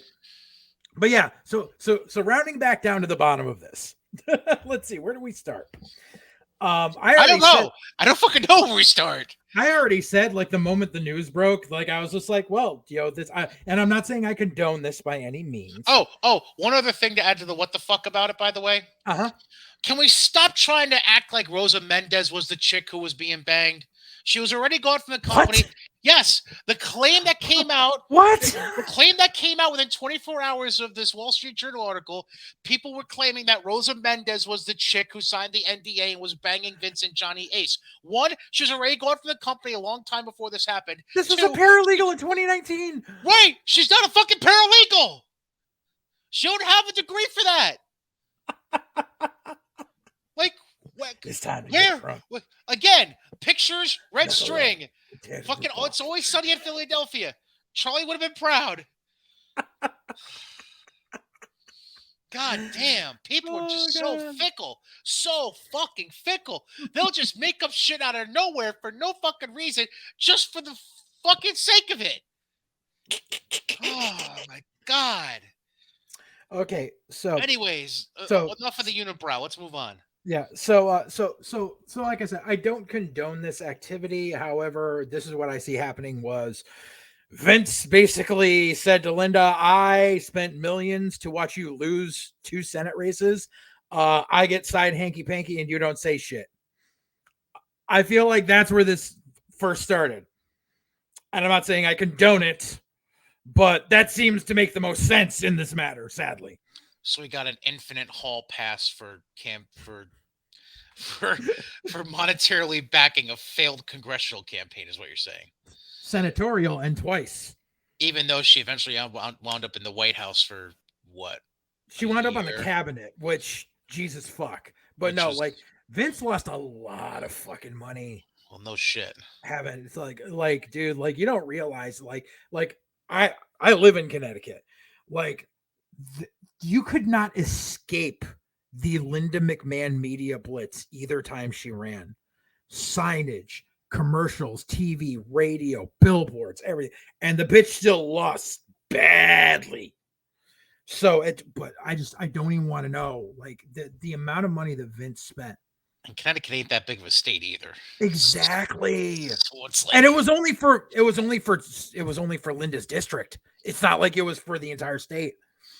Like, and that's the thing. Like, it like I remember like because I remember at the time the first time Linda ran was at the same time WWE first did their big bit of massive layoffs at the office, and everyone's like, it's because Linda's running. No, it had nothing to do with it because Linda was already gone from being on the board at that time.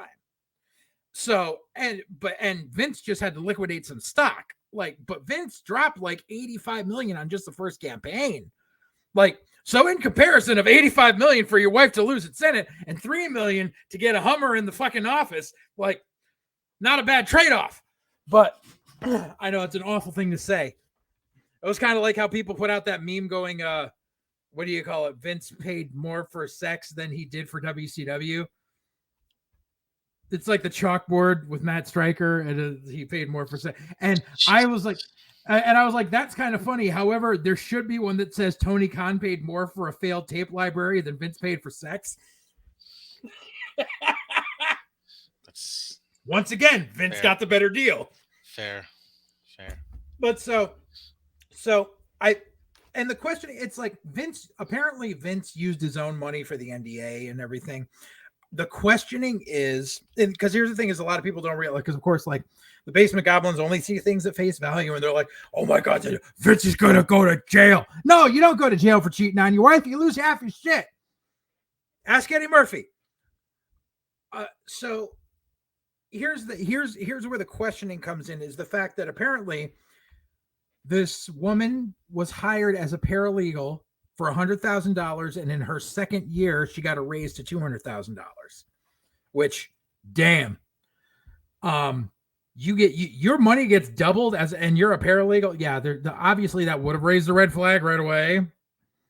But yeah, like unless you were taking on the job of like the entire fucking staff, like it was like we laid off 5 people and now you're getting 200 grand because checks and balances. It comes out to better. Obviously, that probably wasn't the case.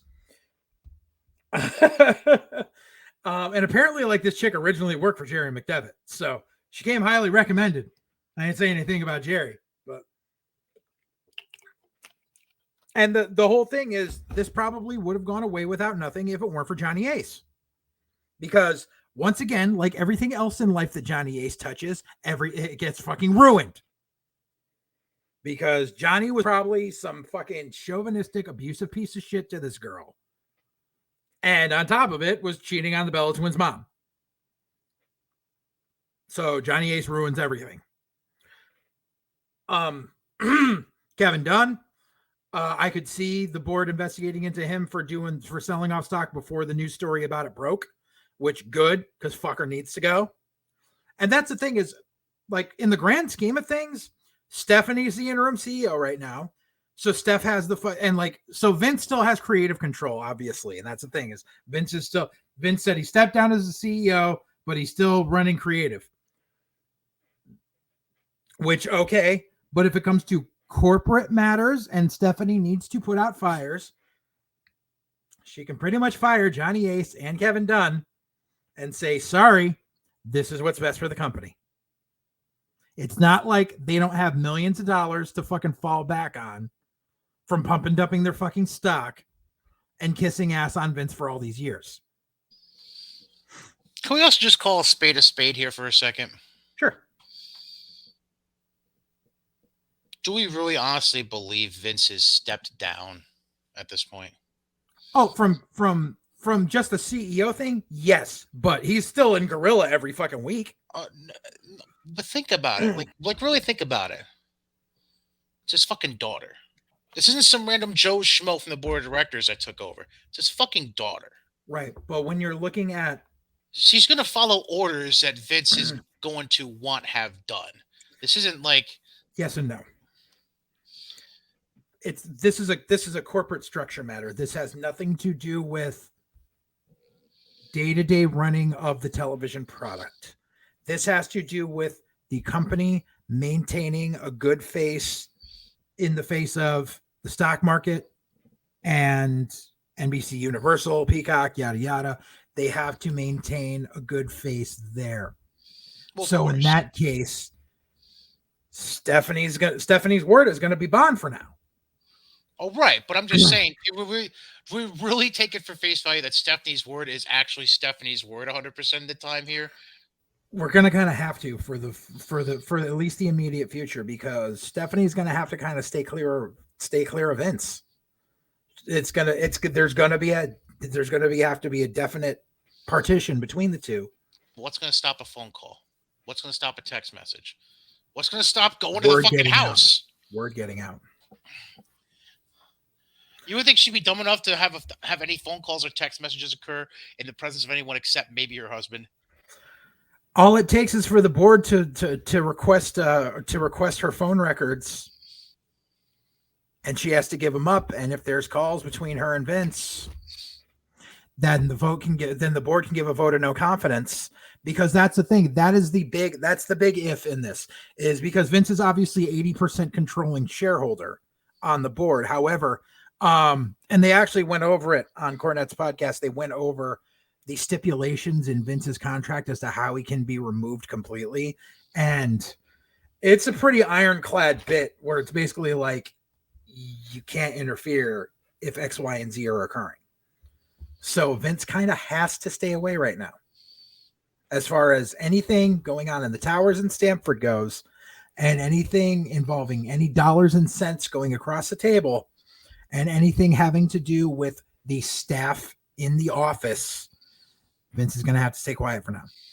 And Vince and Steph are going to have to kind of be on other sides of be on other sides of the state. But you can still troll motherfuckers like it's nobody's business. Well, yeah.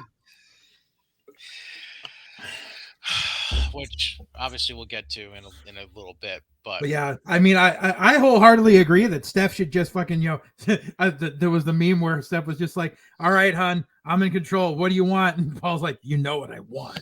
And it's just a big NXT logo.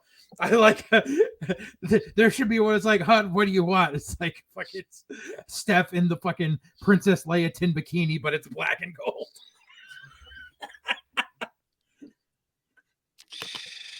Man, your brain works in mysterious ways. Yes, it does. Anyways, let's get to actual WWE TV shit. I'm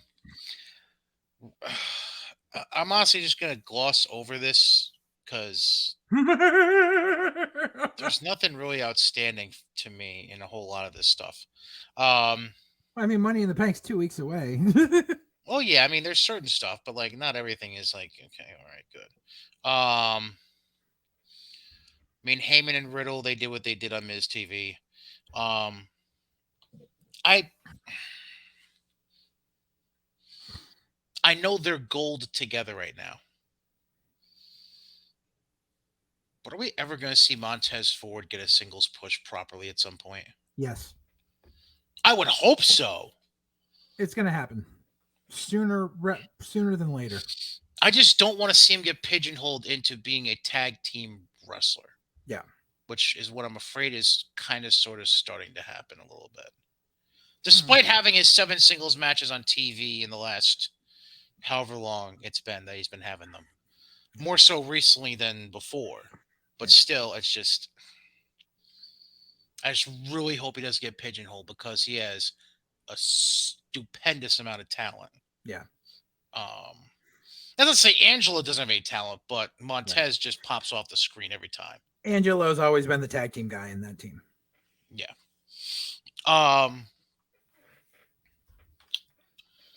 Anything else interesting? Apparently we're going to get Theory versus Bobby Lashley for the U.S. title. Yeah. Becky and Asuka basically are setting up for tonight. They're going to go one-on-one in a Money in the Bank qualifier. Liv Morgan and Alexa Bliss qualified by beating Doudrop and Nikki Ash in a tag match, so they're both in. Um, Apparently Elias is coming back tonight. Yeah. That's legitimately the only thing I'm moderately intrigued by right now going into Raw is how the fuck they pull this off. Like I don't know. I don't know. I'm It's gonna confused. be Elias live via satellite while Ezekiel's in the ring. Probably. That's the only thing I could think of. Rollins beats Styles in a men's Money in the Bank qualifier. Um, I it's weird because I know I know he got the no music intro, but I feel like he shined enough where I don't think they're completely giving up on Ciampa yet. Oh yeah, no, it's a stopgap. They used Ciampa to fucking get rid of fucking Ali, Right, and now they're figuring out where they're gonna work him into.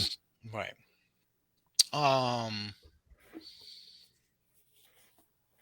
Gable beats Ali. Veer, I'm sure you were excited about that. He made Rey Mysterio tap out. Yes. And then we got a reenactment of Royal Rumble 90, Royal Rumble 89 with Lashley and Theory.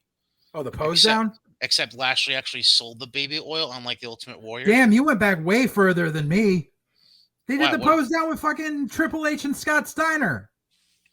Oh, I was going back to Warrior no selling the baby oil from Bobby Heenan, and then Yeah. Rick Rude saying "fuck you" and taking the flex bar to the Yeah. fucking head of Warrior. Yeah. Um. No, this was more Trips and Steiner. Okay. All right. Yeah. Do they have an actual stage for Trips and Steiner? No, I thought it was in the ring. It's I hard mean, for me to remember because they did did that this in the storyline in the video game too. well, they did this in the ring too, except they had the fucking like narcissist Lex Luger stage in the Right. middle of the ring Yeah. last week. Yeah. And I don't care what anybody says. That's the only person I'm ever going to think of when they have a stage like that set up. So fuck you. Right. Right. Uh, plus, that's the gimmick they should have stuck him with and never gone to All American. But whatever. That's neither here nor there. NXT Creeds retained the tag titles. We knew that was happening. Okay, now I want to talk about that for a second. Oh, sure. Blade and Inoue looked way more like a polished tag team in that match than the fucking Green Brothers did. Well, no shit. We knew this. Yeah, but that's pretty fucking sad because all four of those guys have been in NXT the same amount of time. Bro. Yeah. Seriously, they all have been there almost the same amount, and the Creed brothers are fucking brothers. And they don't have chemistry like Blade and Inoue. They are legit brothers? Yeah. Oh, I didn't know they were legit brothers. Yeah, dude. Oh, okay. Well, I guess I could kind of see it now. Okay. All right. I just assumed they just threw them together like they usually throw. I don't know. I didn't really think twice about it. What else? Apollo goes from being in the main event one week to doing a vignette the next week. Okay, sure, we'll go with that. Because they're not hot shotting Apollo to Braun Breaker. I know. Yeah. I know. Fallon Henley beats Tiffany Stratton because Wendy Chu threw confetti at after Tiffany. Wendy Chu came down to the ring in a hippity hop. Give me a fucking break. A fucking hippity hop. Is this what we are doing in 2022? Bruce Pritchard.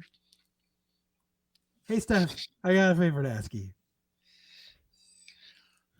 A fucking hippity hop. Wesley beats Zion Quinn because sure. Because he had to get his win back. But I mean, it's like at least they're not completely giving up on Wesley. At least they're showing that they're gonna try to do something with him. But really it was like it was an afterthought because it was more of a thought of we're gonna fucking have Zion Quinn feud with fucking Sanga. Right. So let me get this straight. Like Why are these fake druids named dyads? Why? What? So Why? okay, so remember last week I said Dryad, and that was because that was a fucking that was a misprint by whoever was printing the spoilers. So the Dyad is what the name of the tag team is. Right. The word Dyad is actually the definition of Dyad is a group of two people. Okay. It's also known in psychology as a dyad is known as the smallest social circle possible, Okay. which But obviously doesn't work because if you have Joe Gacy with them, there are three of them and they're not a dyad anymore. but that's not my question. Okay. Like, I get you're trying to keep an element of mystery, but how long can you really have these assholes wrestling in hoods? Executioners, dude. That's all it is. It It's the executioners. It's the Texas Hangman. It's the Villanos. looks like You can just shit. keep. I know, but you can just keep throwing hoods on guys. They look like glorified altar boys from the Vatican. Anyways, sure. Nikita Lyons returning soon from injury. I don't care. By the time she's ready to return, she's going to get released. You know why? Because Johnny Ace is going to be gone. Then So we, ass bitch going to be gone. Not Wendy Williams going to be gone. Tiffany Stratton going to be gone, and I'm going to be happy. then we get the ironic promotions of Stacks and Two Dimes. This show wasn't pre-taped at all. Right? Um, Oh, you Tony- could. What was hilarious was how they threw in the footage of one of the house show loops in a fucking high school gymnasium, and then they cut back to fucking Wade and British dude there talking about like, oh yeah, there's so much action that went on and blah blah blah blah blah. Like you can tell they pre-taped this before those shows actually happened because they couldn't have been like, by the way, half our roster got injured on this shit. right. Tony D says he wants the North American title. Mello and Trick come out. Whatever. Then Braun retains the NXT title over Duke Hudson. In Grimes like comes. 3 fucking minutes. Yeah, not even. Wasn't even 3 minutes. Right. And dude, I'm sorry, but that spear he gave Duke was the sloppiest fucking shit I've ever seen. Well, yeah. Like Braun Breaker is getting more sloppy every time he gets in that fucking ring. Well, yeah. You're not saying anything I don't see with my own eyes, dude. The I only hear you. saving grace of this entire episode was that promo Cameron Grimes cut. Correct. Challenging Braun for a title match at Great American Bash. Then we see Diamond Mine backstage, and Creed's reveal they got Roddy and Damon a match for the following week, and I don't know. I don't get what they're doing. I don't know. Because they're gonna split up Diamond Mine. I know. I fucking know. Giovanni Vinci. You know something? I'm happy for Fabian Eichner that he got a repackage. I'm not I hate the happy entrance. that they made him great value Cesaro. I hate the entrance. I don't mind the entrance. I just mind that they're like, oh, here's 5 o'clock Shadow and you're Cesaro now. I hate the entrance. I don't like the fucking stills on the. Vandy Vidi Vinci? Fucking. I think it's kind of clever. I don't like it. I don't fucking like it. Solo and Grayson Waller have a thing backstage to set up a match for the following week. Blah blah blah. Mello and Trick beat Stacks and Two Dimes, and then Indy, Roxy Perez, and Cora Jade beat Toxic Attraction in 6-woman tag action. Which, by the way, is it me? Did you actually see the ending of the match? Yeah. Is it me that Cora Jade almost injured somebody again? Yep. With that stupid fucking senton on Gigi Dolan. Uh-huh. Like, bitch, think of something else. Yep. Yeah, I can't take it. And just the whole promo segment they had leading into that were fucking like they have Cora and Roxy all fucking buddy like they've been friends on the indies for years. Shut the fuck up. I'm about to say I don't recall that being a thing. No, it wasn't. You know why? Because Roxy is fucking 20 years old.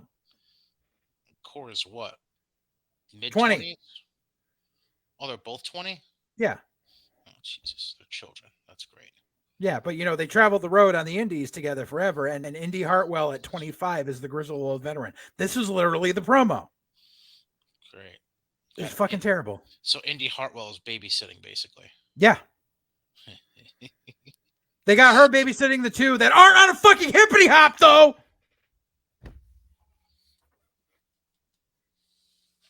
Anyways, we now move to Minneapolis for SmackDown. Imagine, if you will, on any other WWE fucking product, if any talent, any other, that should be a fucking custom entrance in the next fucking video game. So you could have every stupid fucking person come out on a goddamn hippity hop. Imagine, here come from Minneapolis, Minnesota, weighing in at a combined weight of 800 pounds, the Road Warriors. Boingy, boingy, boingy, boingy, boingy. Give me a fucking break. Imagine Charlotte fucking Flair coming out on a goddamn hippity hop. Ronda Rousey. Imagine. Don't give a damn about boingy, boingy, boingy, boingy, boingy, boingy, boingy.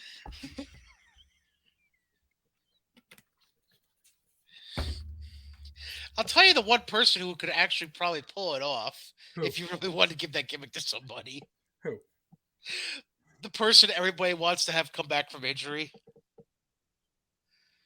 You don't think Bailey, back when she was doing all the hugs, would have been able to pull that off? I think it's even more. I don't even think that babyface Bailey could pull that off and not have it look ridiculous. Oh, Jesus. Anyways, that should be Bruce Pritchard's fucking exit interview. Just Stephanie pulls Bruce into the office. Bruce, you're fired. Why? Hits play. This. Boinky, boinky, boinky, boinky, boinky. You're fired. Confetti. I know. That's how I feel too, Titus. So we get to Minneapolis for SmackDown. Vince opens the show to troll everyone and just repeat what everyone just watched with the then, now, forever together shit. Because Vince is slinging dick like the pimp of the nation is what that was. Nice line. I mean, what did people expect? Honestly, what did people expect? They expect Vince to come out and be like, I've done some awful things, and I don't know where I lead from here. But she sucked a good dick. Everyone knew it was going to be a big old bit of nothing. Vince came out and was just like, guess what? Y'all showed up. Here's a tagline. Bye. Yeah, he was Tom Hanks in A League of Their Own. Just come out, wave your little hat, walk back in the dugout. That's all he was. Now, when do I get paid? Right? That's all it was. You know, if we paid you a little more, could you just be a little bit more disgusting? I could use the money. Anyways, you got me going. You had to mention the fucking movie. You got me going. Everybody ever tell you look like a little penis with a hat on? You're out of here. No, you misunderstood me. Anyways, then we get Riddle cutting an in-ring promo, basically jerking off Randy Orton, whatever. Because we all know fucking Riddle's turning heel on Orton when he comes back. Sure. Then we get Madcap beating Corbin in the last laugh match. The fuck. So, hear this out. So regular ass match. So we get Madcap beating Corbin. Mm-hmm. We get Profits backstage cutting a promo. Mm-hmm. Then we come back thinking we're going into a match, but Corbin interrupts McAfee and Cole talking at the table and talks shit about McAfee, which then leads to McAfee talking shit back to Corbin. Mm-hmm. Then we get a Natalya backstage interview with Kayla Braxton. Or excuse me, no. Then we get, Corbin's leaving. We get New Day coming out. Commercial break. We come back. We get Natalya interview backstage by Kayla Braxton. Then Jinder and Shanky come out. Yep. Commercial break. Then we get the match. Yep.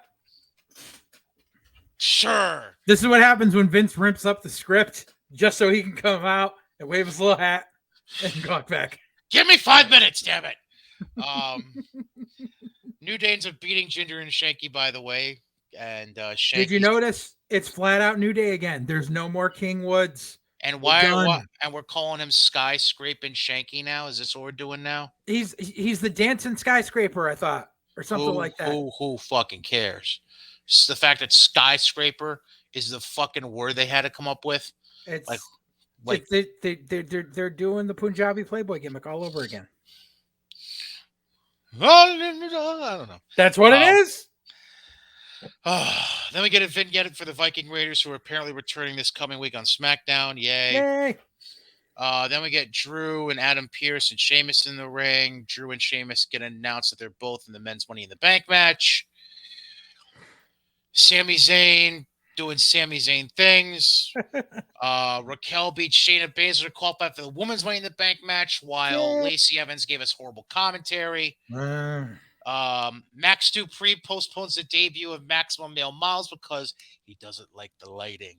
He doesn't like the lighting. I was sitting there waiting. I was like, wow, we had Vince at the beginning, and now his tag team partner God is back.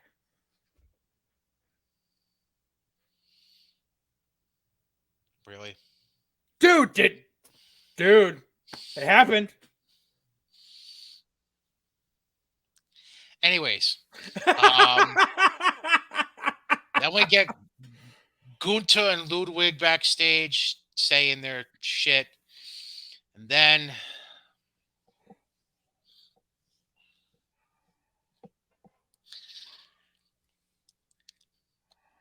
you had other options. Not really. So Roman retains over Riddle, which we all saw coming a mile away. But they gave him a solid match. They gave him a good fucking 20 minutes. Right. Which, so I'm not complaining about it. Yeah.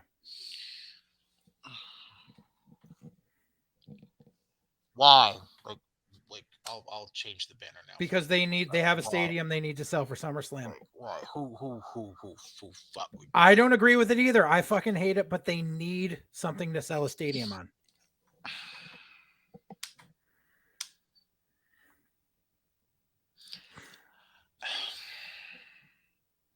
Talk, because I have nothing right now. So, number one, you've got a whole bunch of fucking injuries right now. By the way, for those of you who don't understand what happened, Brock Lesnar came out after Roman's match and laid him out and the bloodline out. Continue. Yeah. They've got a whole bunch of injuries, so they were already short on options. They've got a stadium to sell for SummerSlam. They already had to move, Money in the Bank into a smaller arena. Even though that was because we talked a little bit about it, but when it happened, but that was a lot of aspirations to, number one, move it into a stadium, and two, to hold it in a stadium on 4th of July weekend. Like that's a rough sell. They tried, it wasn't going to be a thing. So they want to make sure they deliver a stadium show for SummerSlam. They can go this route because this can be for all the people that couldn't afford to go to Dallas in April. Now they get to see Roman versus Brock, and the stakes are even higher because it's the last man standing match.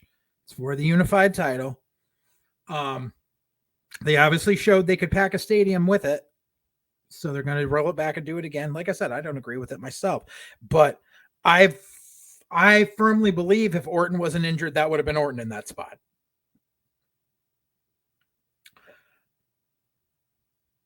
I don't think Cody would have been in that spot because I don't think Cody can sell out a stadium, but I think they would have put Orton in there. So I have a question.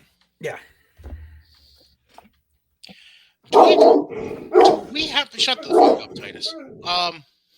Sorry, I should have said that. I'm sorry. That was very rude of me to say to your dog. Do we know whether or not WWE has cut off the stadium by chance? For Nashville, they have not. Okay. It's full on stadium. Okay.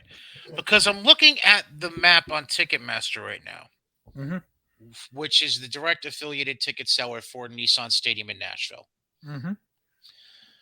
So the reason I asked that is because basically and I'll put a picture up of this next week to give a better visual example, but I'm just going to explain it for now. So if you look at the overhead of the stadium, so your upper deck is like somewhat semicircled, essentially. Well, your seating in general is basically semicircled. Yeah. Because you have two end zone length scoreboards at the end zone portions of the stadium. Right. So your entire seating is essentially semicircle in the second and third decks. And then obviously your field level seating is the full round. Right. So everything just imagine that this is a full oval around here. So near side, upper deck, both upper decks sold out. Mm-hmm. And then everything from roughly the middle of this end zone to middle of this end zone Mm-hmm. completely sold out, Mm-hmm. as well as the 5 floor sections set up Mm-hmm. on this side. Yeah. There is at least some limited availability for every other section on the floor, and then the second half of all non-floor seating in the stadium that way. Yeah. Um, Now, out of curiosity, here's what I'm going to look at. I'm going to see what we have. So, tickets that are not in. I'm sure if it's going to let me scroll this. Of course not. It's going to be a pain in my dick.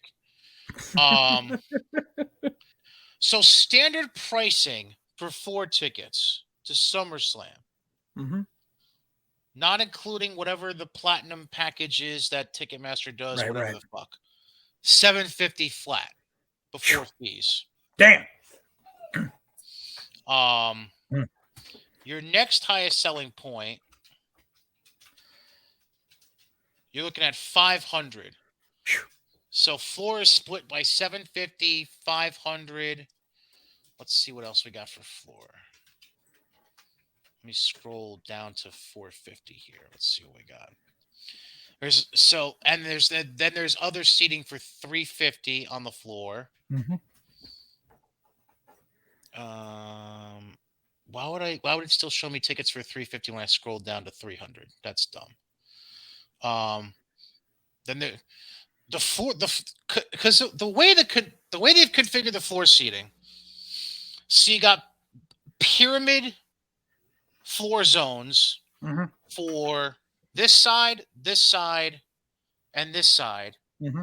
A much more condensed pyramid zone on this side. Mm-hmm.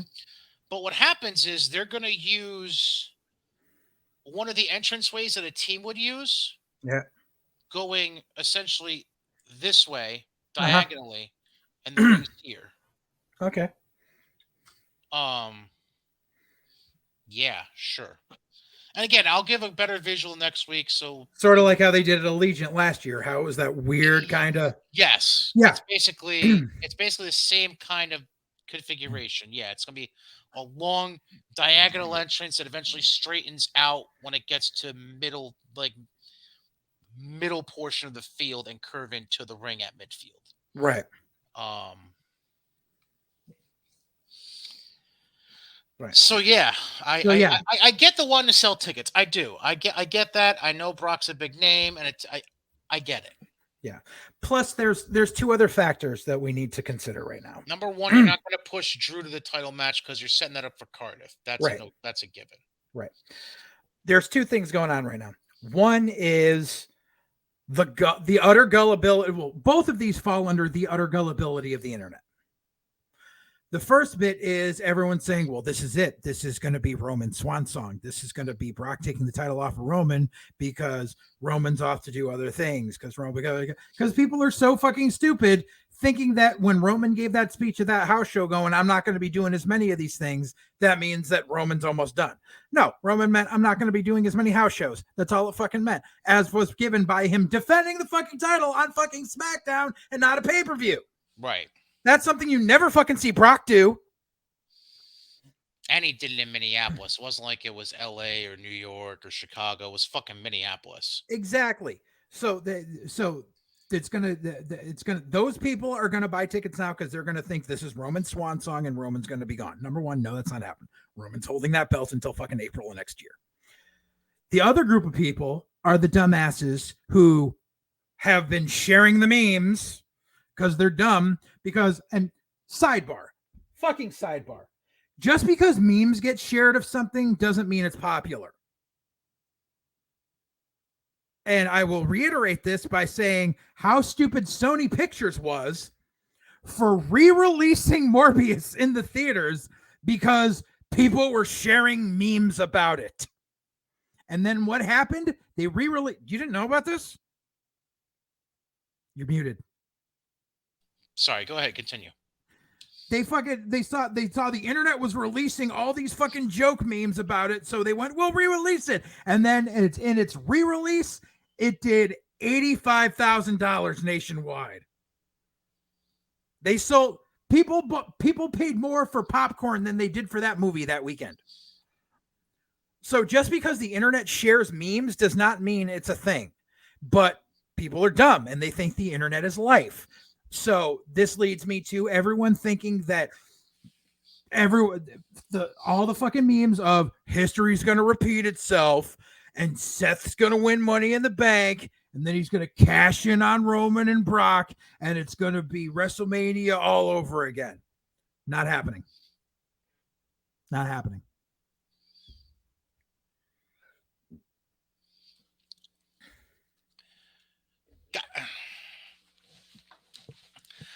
I'm at a weird crossroads right now. And no, that's not me teasing anything related to Cody, so don't even jump to that conclusion. But I am at a weird crossroads right now.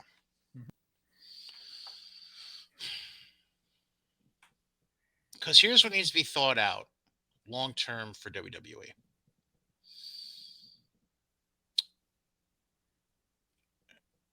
Number one, how much longer can we run with Roman given the cloudy picture currently in that division? Now, here's the thing. You obviously have legitimate talents in, and I'm just naming off a few here. You still have AJ Styles, who I don't believe has worked with Roman yet since he won the belt. Mm-hmm. You have Drew, and we're all projecting that for Cardiff, so we're just going to write that off as Labor Day weekend in Cardiff. Mm-hmm. You hypothetically, although there's been no follow-up to it yet, you hypothetically still have Shinsuke Nakamura. Mm-hmm.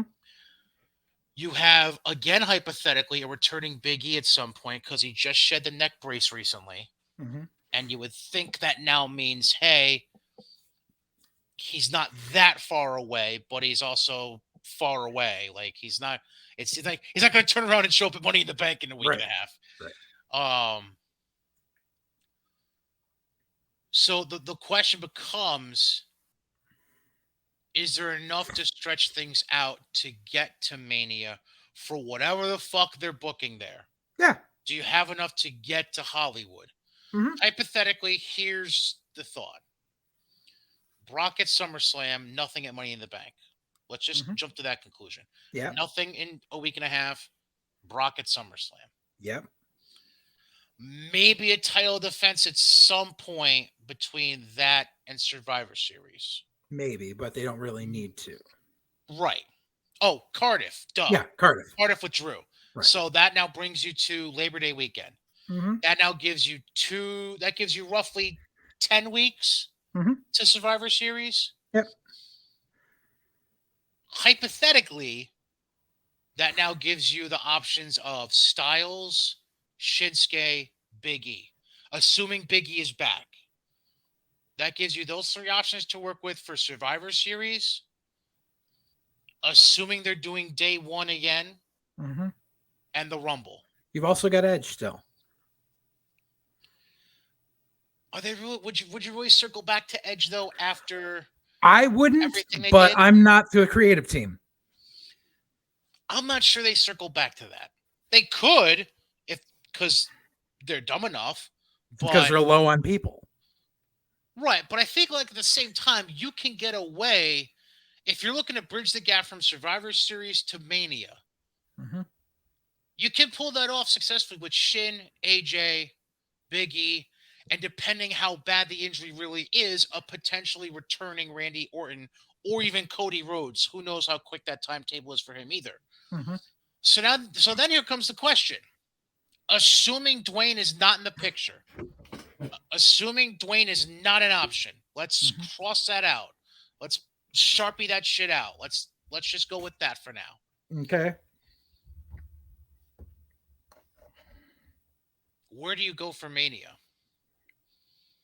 If If Because Dwayne is not if Dwayne is not an option for Mania whatsoever. you're saying Cody is a no. I'm Yeah. assuming. Mm-hmm. So my assumption is you're about to say you're going to say either Randy Yep. or whoever wins Money in the Bank, which I would assume if you're going that route, you're thinking Seth's going to win Money in the Bank in a week and a half. I don't. Who do you think is winning? I think Riddle's going to win it. So okay. So we're both in agreement that we think Riddle's going to win Money in the Bank. Yeah, this is my thought process. Riddle's going to win Money in the Bank, and then they're going to rehash Luger versus Yokozuna for the next 6 months. Remember what happened when Luger faced Yoko at SummerSlam in '93? Yeah, count out victory. Exactly, but what was the stipulation of that match? If Luger didn't win the title, he was never going to get a title match against Yokozuna ever again. Right. And then what happened at the Rumble the following year? Him and Brett. Exactly. And then it was all Cornette going, you can't have a title shot because the contract said so. But here's a problem. You already have that stipulation right now with Riddle. Exactly. But if he wins the Money in the Bank contract, they can do force fuckery of 6 months of Riddle wants to cash it in, and Heyman goes, you can't. And Riddle is held back because he's got this fucking briefcase and he can't cash it in as long as Roman is champion. That creates an entire plethora of That's not ways. The stipulation. Yeah, it is. The stipulation is Riddle cannot challenge for the title as long as Roman's still the champ. All right, the ban from SmackDown thing, that was the Sami Zayn match. I'm sorry. Yes, exactly. Okay. So this creates a whole thing where Riddle can try to keep doing run-ins on on Roman's matches to get Roman to win, to ultimately say Orton's clear, Orton comes back, and Riddle's stuck there. Riddle gives the belt to Orton, or Riddle gives the briefcase to Orton. Orton goes and cashes it in, and Riddle goes boom and turns heel after Randy's won it. Wouldn't it make more sense?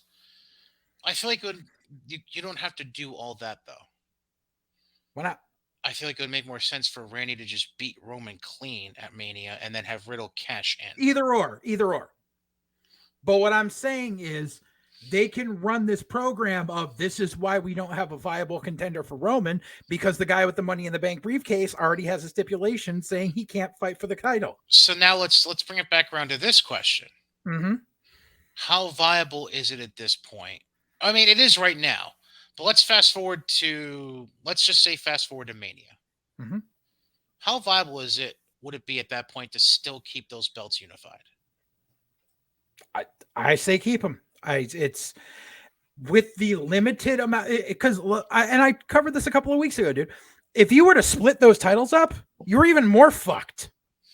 I know right now, especially with the injuries that have piled up in recent weeks. I understand that right now.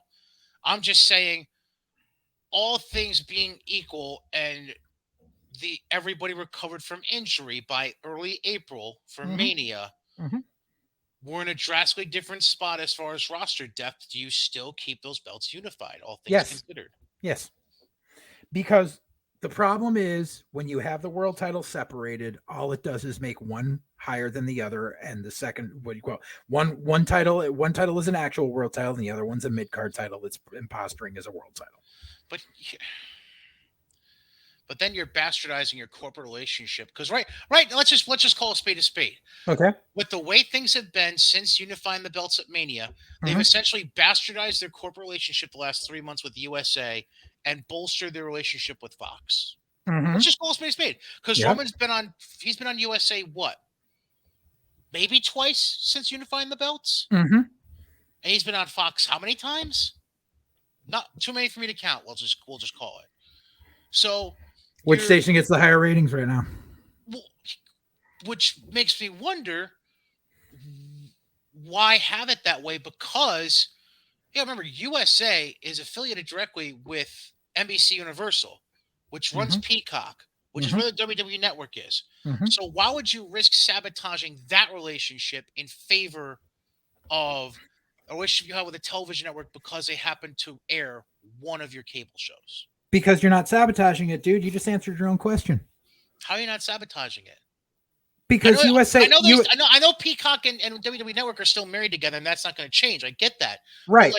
But And you're when it comes to main events, as far as main events go, every time you want to see that title defended in a high marquee main event, you got to tune in on Peacock. Once in a while, the title gets defended on Fox. Yippee, have it. Universal has the better deal in this. Just because Roman doesn't show up on fucking Raw doesn't mean that NBC Universal is getting the short end of the stick. so If basically anything, Fox is getting the short end of the stick. so basically NBC Universal gets Everything. everything. Exactly. But let's just count it out. Not including specialty shows. Let's go with the usual schedule. Uh-huh. Rumble, Mania, some. So they're basically guaranteed. We'll call it 4 to 6, 4 to 6 title matches a year out of the champion. Mm-hmm. While Fox gets endless appearances. Right, but Well, Raw well, gets appearances as well, and there's still, and if called upon it, here's the other thing: if called upon it, and they say, Roman, we need you to do a title defense on USA, okay. Now imagine if Brock was a champion.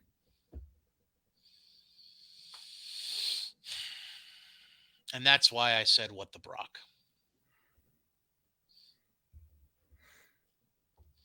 I don't know. I'm at a loss right now, but oh man.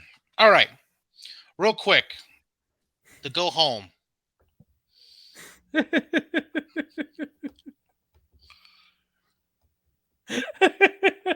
If you think AEW is fucked up, don't try watching.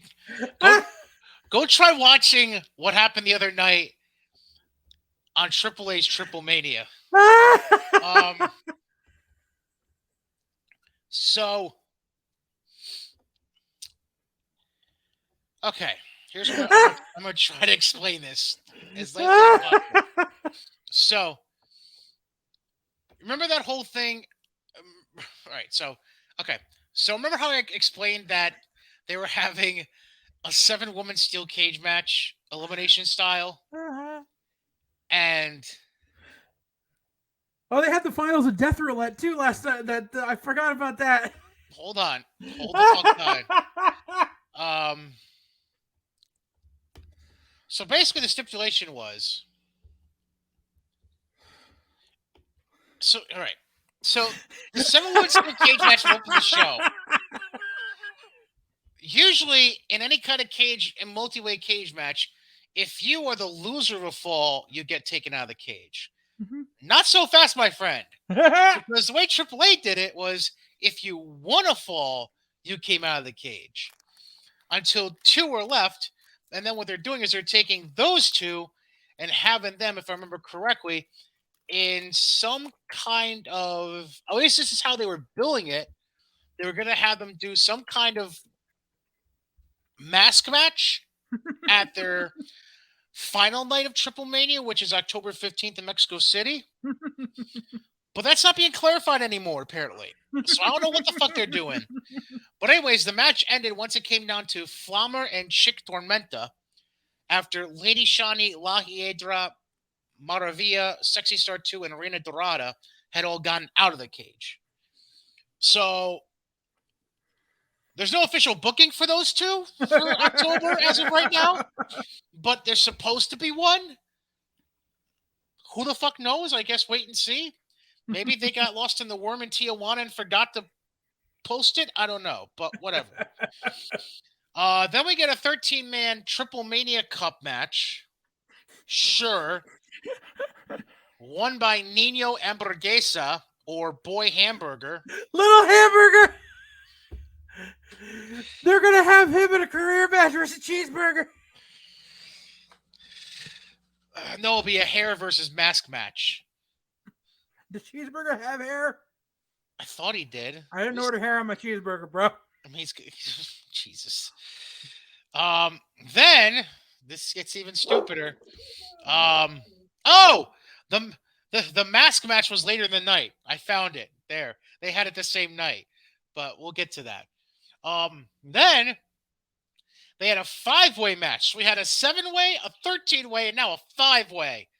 And the 5-way was for 2 titles at the same time. Did you hear about this shit? Okay, so the match was for both the AAA Oh, Cruiserweight and Latin American yes, Championships. that's right. Yep. Okay. Yep. Laredo Kid came in as the Cruiserweight champ. Taurus came in as a Latin American. And then it also had Bandito, Hijo de Vikingo, and the eventual winner, who is now the Cruiserweight and Latin American champion, Ray Phoenix. Ray Phoenix. Didn't fucking Bandito get hurt during the match? I don't know, and quite frankly, it's such a clusterfuck, I don't care. Then we had the semifinals of the Ruleta de la Muerte tournament. Death Roulette, yay! Again, winner, you're done. Loser, move on. Blue Demon Jr. beat Pentagon Jr. Not actual Pento Escuro, Pentagon Jr., the guy that got to start doing the Pentagon Jr. big gimmick after the original Pentagon Jr. turned to Pentagon Dark on Lucha Underground.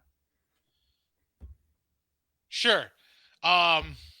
Because that's the most uncreative thing about Mexican wrestling is when guys change names, they recycle the old names, and then everyone's fucking confused.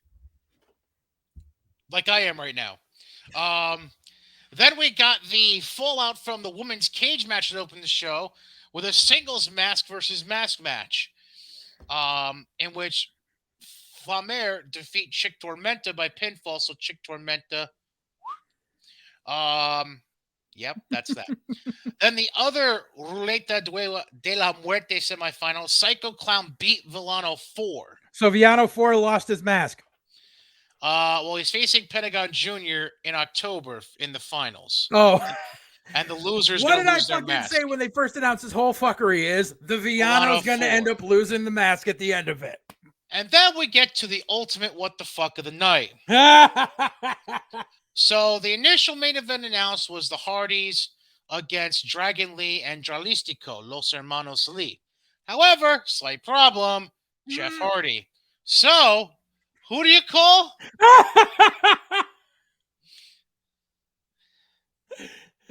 You call the Hardys long lost cousin who ain't a cousin. So John Hennigan has essentially turned into Pitbull. He's Mr. Worldwide. And no, he was already that when he was Johnny Mundo. Shut the fuck up. Work with me here.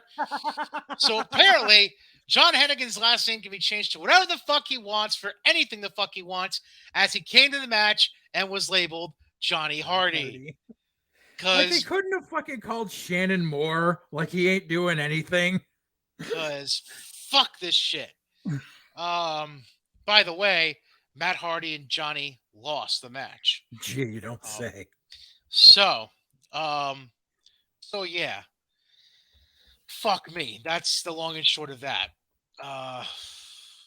Wow. That, Jesus. So this is the second leg of Triple Mania, and FTR wasn't on this one either. So FTR have been the AAA tag champions now forever and a day and haven't defended the belts once. That's right. Gotta love it, baby. They've been the champs. Don't quote me. Since the last leg of Triple Mania last year. I was going to say last October, right? Yeah. Fuck me. Not defended the titles once. But whose call is that ultimately? Because it wasn't like they were booked over the weekend. Fucking, they're allowed to work indie dates, so it's obviously AAA. Tony Khan very well can't say you're not allowed to job bubble when they can be like, yeah, they can because they have our fucking belts. But why wouldn't AAA just call them and say? Because AAA, if you haven't noticed, AAA is kind of in a cycle of fucktardery right now. No, don't say. We got to put on more fucking death roulettes and 8 fucking person fucking unicycle on a pole matches and shit.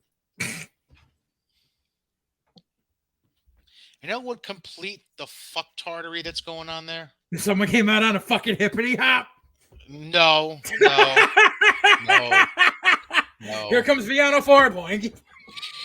No. You're horrible. Well, you know how to bring shit full circle for a show. No. If they got Vince Russo to be head of booking. He would be so fucking lost there. Match 1. Viagra on a pole. Match 2. Sexy Star 2 on a pole. Match 3. Match on a pole. Match 4. Pinata on a pole. Wait, scratch that. Pinata. Pinata Hoobie. Like, what the fuck? Like, Juventud Guerrero running back from Tijuana State. God damn. I thought AEW was massively fucked up, and then I read those results this morning, Yeah. and I just wanted It's to bad. I wanted to put my head through a goddamn wall. Yep. Wow. Who the fuck runs that shit? Actually, no. Cocaine. Let me use the proper phrase. Who books this shit? Cocaine. It's just a God. bag of cocaine with 2 googly eyes on it. That's why AEW works so well with them. Oh, that's why they booked one leg of Triple Mania in Tijuana, huh?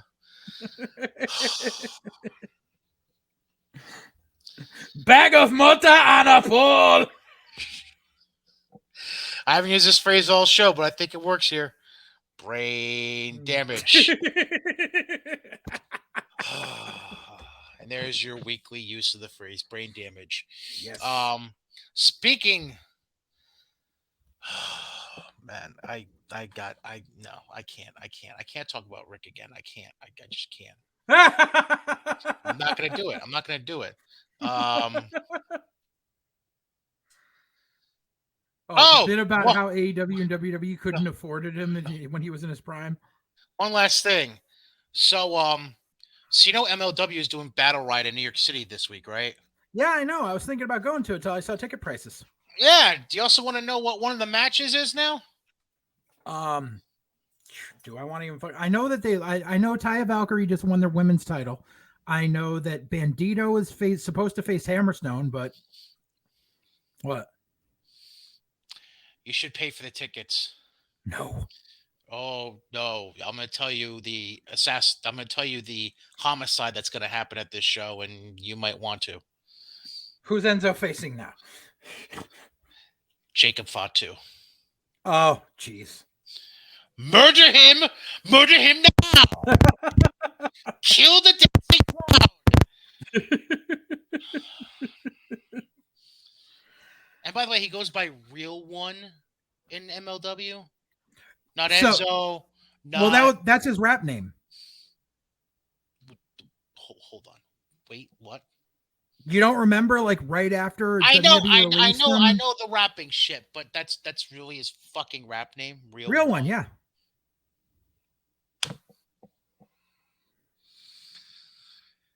He came out with the music video. Speaking of brain damage, It actually wasn't that bad of a track. I've heard far worse. I'm not saying it was great, but I've heard far worse. No, I'm talking about Enzo in general. Yeah, that's what I'm talking about. Although I don't know, maybe that one fucking fall he took during the pay-per-view. I don't know. You remember what I'm talking about, right? Yeah, it did. Yep. Yeah. Thank you. Yep. Anyways, speaking of breaking people, real quick before we get out of here, just want to remind you, Albany Empire are back in action in the National Arena League football at the MVP Arena in downtown Albany this coming Sunday, June 26th, 2 p.m. kickoff, hosting the Columbus Lions. If you want tickets and more information, AlbanyEmpireNAL.com. I'm sure Gaz will be doing a pregame show live from the MVP Arena. And for more information on that, visit GodzillaMedia.com. That being said, that wraps up episode 55. That was awful. That was worse than the first one. Of White Heat, presented by Godzilla Media, sponsored by our good friends at Mohawk Honda, the Albany Empire, and SeatGeek. Don't forget, spend $50 or more at SeatGeek. Use GOZ as your promo code to get $20 off. And yes, that works towards Forbidden Door tickets at the United Center. If you really feel like paying for tickets or gas mileage, have fun with that. Any Hooser, that's JJ. I'm Brian. At Brian Katie on Twitter. At JJ_Alexander on Twitter. If you're watching the visual side, there they are for you right there. They're also being scrolled on the bottom of the page. Also, questions, comments, concerns, scrolling on the bottom of the page. brian.katie@gozillamedia.com, or just DM JJ_Alexander on Twitter if you happen to.